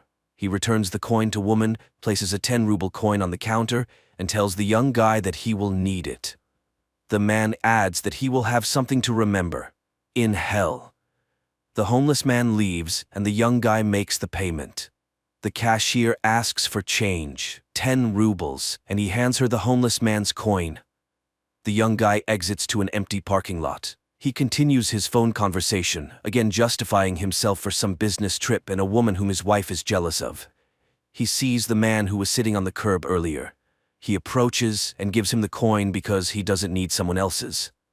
The homeless man asks, is he afraid of burning in the fiery Gehenna? Perhaps he believes in the Lord? The guy confesses that he's not very religious, to which the homeless man inquires, so, after death he plans to become worm food? Is that the pinnacle of his life? The guy says he's a mathematician and believes in the exact sciences. He asks if there's any evidence of God's existence. The homeless man claims there is an undeniable fact. The guy starts making fun of him and suggests taking a break from doing nothing on the way back. The homeless man starts crying. The guy is confused about what upset him so much. He reassures the homeless man, telling him he's young and he has everything ahead of him. It's the right time to think about the future because it all depends on him. By the way, he mentioned earlier that he can provide evidence of God's existence. And the homeless man calmly says that he saw Jesus himself because he is the eternal Jew, the one who didn't let the Lord rest at his house when he was carrying his cross. He told Jesus that he would rest on the way back. Jesus agreed, but he would have to wait for him. The guy asks again, and this happened 2,000 years ago. The homeless man understands that it does indeed sound strange. He was amazed at first too, but then he got used to it. So, for him, the existence of Jesus Christ is a fact. However, he can't prove it in any way. He didn't keep a piece of clothing that Jesus wore, and how could he prove that it wasn't a piece of his own underwear? He doesn't have the cup from which Christ drank or the stone from under his cross. The guy concedes that the Jew saw Jesus. What was he like? The homeless man says he was just like everyone else, only tormented. He also doesn't remember his face. The guy remembers all the faces he's seen in his life. The guy is puzzled and asks again to tell him what happened. The Jew says that Jesus was being led past his house under guard. He stopped to rest, and the Jew forbade him to lean on his house. After all, he called himself the Son of God. It was outrageous, so he told him that he would rest on the way back, and God ordered him to wait for him. He couldn't know who he really was, and no one could. The guy asks if the Jew is ashamed that he didn't let Jesus rest. The homeless man asks, maybe that was God's plan? The guy asks if he tried to make amends for it. Maybe become a clergyman, for example. The conversation partner admits that he tried that many times, but no one descended from the heavens, and no indulgence was granted. The guy asks, what else has he been throughout all these years? Maybe an immortal killer. An immortal killer, that would be cool. The Jew objects. Being immortal is cool in movies, but in real life, you need to find food, seek warmth, and wait, like waiting in line. He has already studied all the ads on the walls. all the holes in the couch, but people keep coming and going. It's no longer interesting to him who stood where in the hierarchy, whose place was more comfortable, who jumped the queue. The guy inquires, what is he waiting for? The second coming, or the end of the world? The homeless man nods, maybe both. No one knows when the end will come. The guy is puzzled again, but an ordinary person is afraid of death. So is the homeless man. He's eternal, but if you cut off one of his fingers, he won't keep living with 4 fingers. He's broken his bones many times. But what if a tank shoots him in the head? Will he be an undying headless man? The homeless man confidently says that won't happen. Hasn't he tried to end his life himself? The Jew nods. Of course, he even tried to hang himself in the very beginning. He hung from a tree for 2 weeks with excruciating pain in his throat until the branch broke. Later, in 1945, he was captured by the fascists and got scared. He tried to shoot himself. The gun jammed. It was exploded, shredding his whole arm with shrapnel. But everything healed. He came to Russia from Poland 40 years ago. The guy is curious again. Maybe he's just schizophrenic, and doesn't it bother him at all? How did he decide that all these events were real?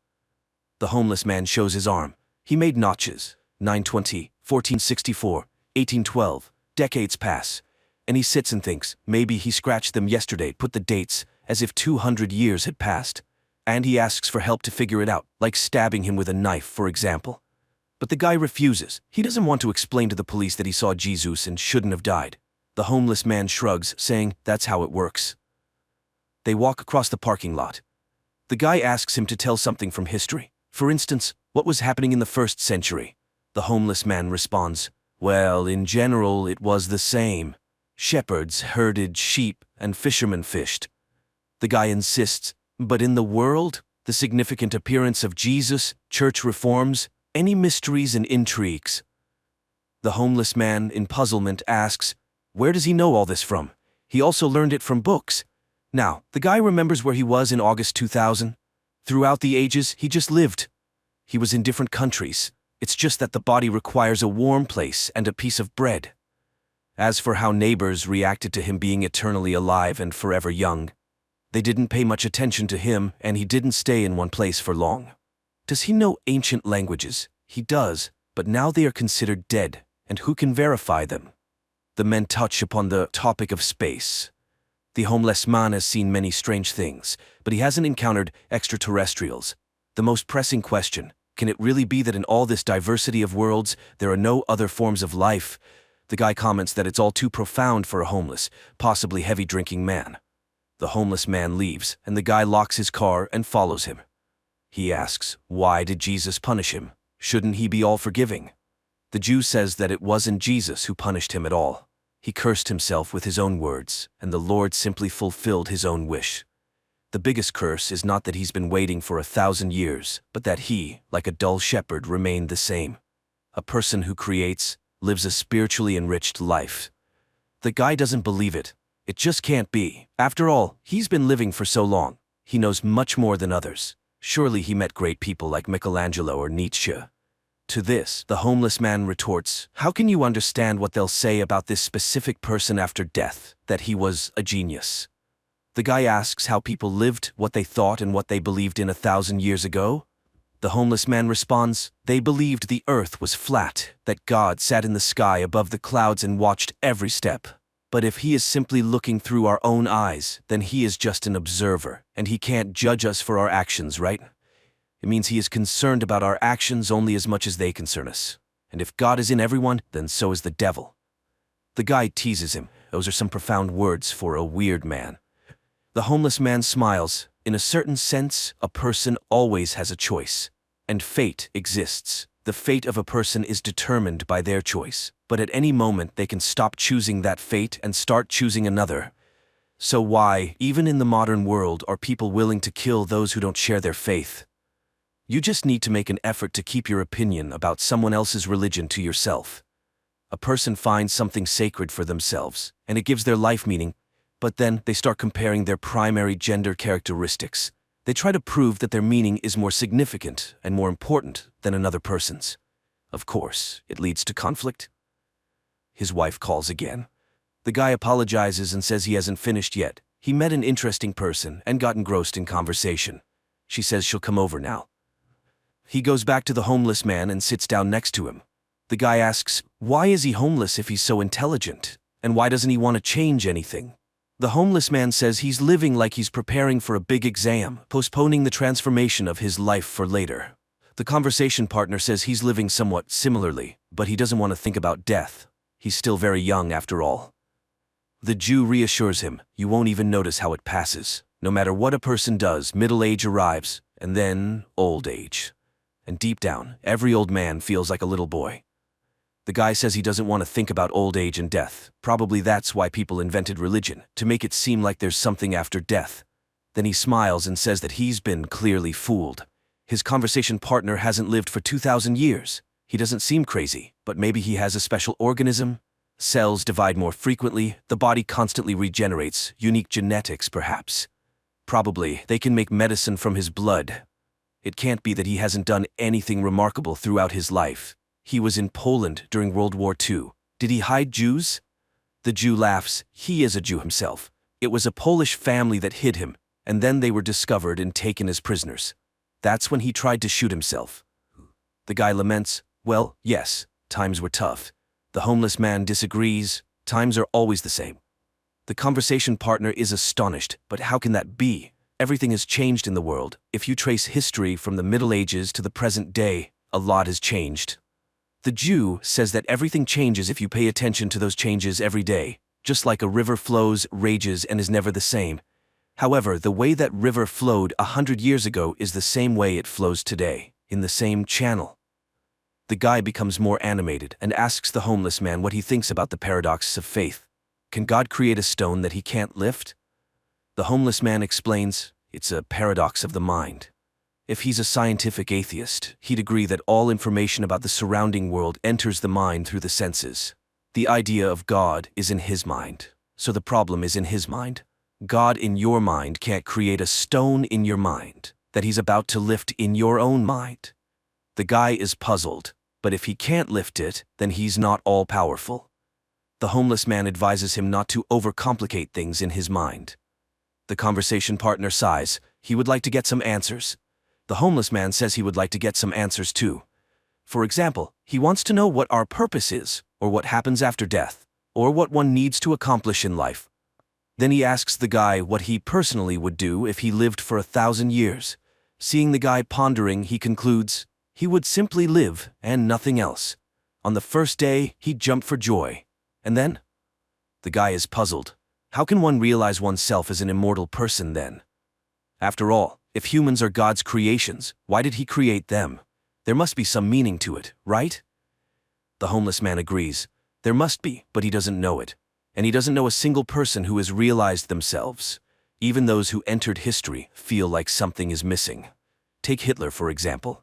Even if one imagines that he genuinely believed in the ideas he propagated and wanted to change the course of history, did he realize himself? No. He spent his entire life becoming and embodying the caricature of a villain with a mustache. Did he realize the spark inside him, the one that made people stand up and follow him? He doesn't know if one can realize themselves within the framework of our world. So how can a person get to heaven if there's a devil inside them? The homeless man says that all human emotions are manifestations of fear. The part of a person that lives in that fear experiences eternal torment in hell, but the other part of them is love. Even in the Bible, it's written that God is love. To get to heaven, one must choose God within themselves. The guy asks, are you God? The homeless man laughs. He's unpredictable. Sometimes he calls him a homeless man, and sometimes God. He's a human being, but in him, just like in everyone else, there's a bit of God, a bit of love. But surely God must have had a purpose for him. He can't just have left him to live forever and await the end of the world for no reason. There must be meaning in all of this. And the Jew retells Plato's words. Horses are born and die, but they're just embodiments of the idea of a horse, which lives forever. Likewise, people are born and die, but they're just embodiments of the idea of a human, which lives forever. It will live until the end of humanity. Their meeting has no symbolism. He can consider that he just met the idea of a human, which he's always met, even in the mirror. All of them are embodiments of the idea of a human. Tall, short, sad, happy, lazy, successful, full, gloomy, and open. They all think they are unique, but new ones come to replace them. Year after year, century after century, they were children yesterday, and today they are already old. But even so, new ones come to take their place, running, jumping, munching, and leaving in just the same way. A phone notification rings. A woman walks around his car in the parking lot. The guy introduces the homeless man, saying he's the one who has seen Jesus himself. The woman thinks he's mocking her. She drove across the entire city, and he's here with a vagabond. The guy tries to explain. Then a man with the same face as the homeless man approaches and yells at him. He's been looking for him for over an hour. Bags won't carry themselves. The homeless man leaves with him. The guy is bewildered. They are identical. The woman says he's gone mad and gets into her car, driving away. The guy gets into his car and looks in the mirror. The eyes of Ahasverus are looking at him.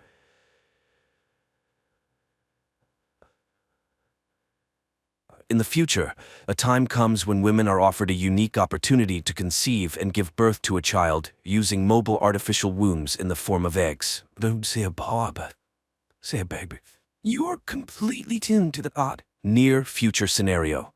A young woman wakes up in her apartment. Her home AI immediately activates the coffee maker and informs Rachel of the good news about the improvement in her digestive health. It suggests an appropriate outfit for the day and reminds her of her visit to the capsule center. Rachel wakes up her husband, Elvie, to wish him a good morning and say goodbye before heading to work. The AI now advises Elvie on his outfit for the day and informs him that his happiness index has slightly increased. He receives a prepared breakfast and heads to the home greenhouse. Meanwhile, Rachel arrives at work, where today there is a presentation of a new generation of cognitive assistants called our machines, which are soon to become new cognitive supervisors. After the meeting, Rachel is invited by her supervisor, who is concerned about the possibility of her expanding her family, as they intend to offer her a promotion. Additionally, the corporation is willing to provide funding for the services of the Uterus Center, which Rachel appreciates. Following this, Rachel continues her workday when she receives a call from the uterus. There have been changes in their lists, and a spot has opened up which the center can offer her. They schedule a visit, and Rachel settles into a relaxing chair, dreaming about her future child. During this time, her husband conducts a class in the botanical garden, where he shows students a fig fruit that he managed to grow naturally. He offers the young people a taste, but they view the fruit with disgust. Finally, one brave soul tries it.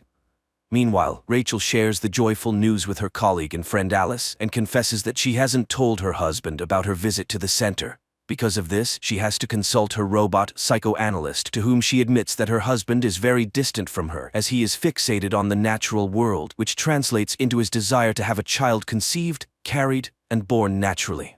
The AI seeks an answer to the question of why this child would be considered natural, while one gestated in a capsule would not. What distinguishes them? And Rachel is at a loss, unable to find the differences. Later, she and her friend go out for lunch, and while inhaling the pleasant aromas, Rachel agrees that she should talk to her husband about everything. She finds her husband watching a relaxing program, and he talks about his day. Elvie is disheartened by the fact that the younger generation doesn't know how to interact with nature because no one taught them. At some point, people decided that nature was just a commodity, and that's when everything began to fall apart. The next day, Rachel goes to the Uterus Center, where she and others discuss how, when the birth rate dropped to 0, their newly established center took on the task of solving the problem. Women didn't want to have children because it was inconvenient for them. The center wants them to live full lives and pursue their dreams without being distracted by children. The director of the center, Linda, welcomes the gathering and is ready to share the latest technological advancements. Humans have always managed to control nature, so why shouldn't women take control of childbirth? Linda gives a tour of the center, showing the capsule developed by scientists in which the baby grows. If parents don't have time to interact, they can always play music, audiobooks, or educational podcasts for the baby. Through an app, they can feed the child and monitor its development. One significant advantage is that children in the capsule are not exposed to viruses or toxins. The capsules operate autonomously for 48 hours. The fetus inside can hear everything happening around, so it's advisable for the mother to talk to the baby. After the discussion, Linda reminds Rachel of the need to make a deposit, but Rachel intends to talk to her husband first. Upon returning home, she confesses her intention to Elvie to have a child with the help of the Uterus Center, which upsets him. Not only did she make such an important decision on her own, but she also went to the center without him. Rachel apologizes, and the couple reconciles. Rachel suggests to Elvie that they talk to Alice and her husband, and the family goes to visit them. Alice enthusiastically discusses the opportunity for women to have a child without experiencing pain, suffering, or body changes. Meanwhile, her husband demonstrates a special belt for carrying the egg capsule, to which LV looks quite skeptical. He categorically refuses to hold the capsule.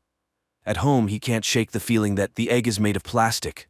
Rachel assures him that the child will perceive it as a real maternal womb, but LV remains unwavering.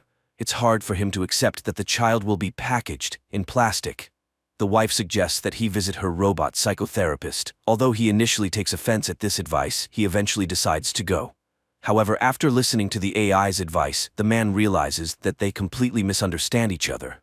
Upon returning home and discussing the evolution that led humanity to grow children in capsules, he agrees to his wife's proposal because he understands how important it is to her. The next day they go to the center, and although now a child can be made from any material, Rachel announces that LV will be the biological father. She allows nature to determine the child's gender. Linda leads them to a room where on a large screen, future parents can witness the moment of conception. Later, they are brought a container with a fertilized zygote so they can admire it.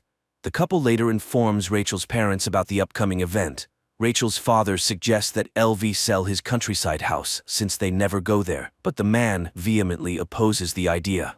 While the capsule remains at the center, the future parents continue their usual lives. The day comes when the program connects Rachel to the capsule, and even though nothing can be heard from inside yet, she starts selecting music for the baby. At one point, she tries to see the baby, but she is told that it is kept in complete darkness until 7 weeks. Then one of the capsules sends a signal. It's time for birth. Even though everything is programmed, the baby doesn't always arrive at the appointed time. Soon Rachel starts having strange dreams, which she confides to her psychoanalyst, but the AI convinces her that dreams are unreliable material for analysis. After 6 weeks of pregnancy, when the baby's heartbeat is detectable, Linda allows them to take the capsule home. For the first time, she shows them the baby. On that day, Rachel prepares the kids' room, and LV brings an olive tree sapling. However, his wife suggests replacing it with a hologram, and the offended husband takes the tree away, promising to plant it in their countryside house, which Rachel once again suggests selling. She just doesn't understand why they should go somewhere when they have everything for a good life here, but LV refuses to raise the child among plastic. The next day, Rachel meets a pregnant woman in the pool who allows her to listen to her baby's movements, filling her with delight. In the evening, she moves the capsule to their bedroom because they want to spend as much time as possible with the future child. However, LV feels uncomfortable with intimacy while the baby is present, so they move the capsule to baby's room. It immediately signals hunger, and the parents rush to feed their offspring. Sometime later, they go on a tour to the center to prepare for parenting. Linda shows prospective parents the play areas where children play and answers their questions. The government no longer funds education, but the center teaches programming and logic to the little ones. In one of the rooms, children engage in creative activities, or rather, a computer does the work, and the children provide feedback. One of the parents asked about the dreams the children have, but Linda reassures him. Dreams are excluded from the fetal development program because they do not carry any useful information. One day, LV is in his greenhouse when he hears the capsule's signal. He feeds the baby, but then decides to communicate with it, while Rachel receives a warning about her declining productivity. Her husband is trying on the capsule holder and takes pride in his success. Now he carries the capsule with him, reading books to the baby, posing riddles, showing his plants, and falling asleep beside it. At work, he suggests to the visitors to hug a tree and experience its calming effect on the human mind. His supervisor congratulates him on the upcoming joyful event and suggests replacing the live plants in the greenhouse with holographic images, as growing real trees is too expensive, but LV becomes furious and rejects the proposal. At home, the family watches a movie about penguins, and the man starts crying when he learns about the dedication of the birds. Worried, Rachel suggests returning the capsule to the center, as other parents do. That's when LV reveals that he brought the capsule to work. Rachel shares this with her colleagues. She is concerned about her husband's close interaction with the egg. However, the women encourage her to be happy about it. After all, the father is immediately bonding with the future child. Rachel continues to have strange dreams, and her pregnant friend reassures her that it's normal for expectant mothers. One day, Rachel dreams of herself with a baby bump, and she enjoys it. The woman also begins to devote all her attention to the capsule, especially after LV's mother sent them an old book about the benefits of parental closeness. But this starts to worry Rachel, and the couple goes to a psychoanalyst. Finding a balance is challenging because everything revolves around the child. Rachel is jealous of Elvie because he spends more time with the baby than she does. After all, she is the mother and should feel the baby. After listening to their argument, the AI asks for permission to connect to the capsule because it cannot take sides. The next day, Rachel takes the capsule to work. However, she behaves distractedly, giving the baby too much attention. Alice suggests placing the egg in a specially designated area where other future mothers' capsules are stored because Rachel is becoming a distracting mother. Alice's capsule is kept at the center because it's more convenient for her. In the evening, Rachel, taking the capsule, hurries to the center for a parenting seminar, after which Linda suggests leaving the baby in the incubation area. The family reluctantly complies with the demand. The house becomes empty, and both the husband and wife miss their capsule. One day, Rachel dreams of a seaside where she walks with the baby in her arms. She wakes up in tears and moves Elvie's little tree to the kids' room, surprising her husband. Meanwhile, at work, her boss is not entirely satisfied with her productivity, but Rachel assures her that everything is fine. Later, Linda informs them that the delivery day will be next Wednesday, as deliveries now occur on the 39th week. They can't afford babies being born earlier or later, as the capsules are in high demand. Parents must receive oxytocin, the love hormone, to prepare for the baby's arrival. However, the family shocks the director with a request to allow them to take the capsule home before delivery, even though it goes against the rules. Moreover, important personality development seminars are held every day. Linda suggests they take special tablets to regulate the baby's sleep, which greatly helps parents. The couple leaves, passing through protesting women against the capsules. Suddenly, Elvie returns and, taking advantage of the midwife being occupied with another patient, retrieves his capsule without permission. That night, Rachel dreams that she is buying her baby at a store, and they offer her a deal, 2 for the price of 1.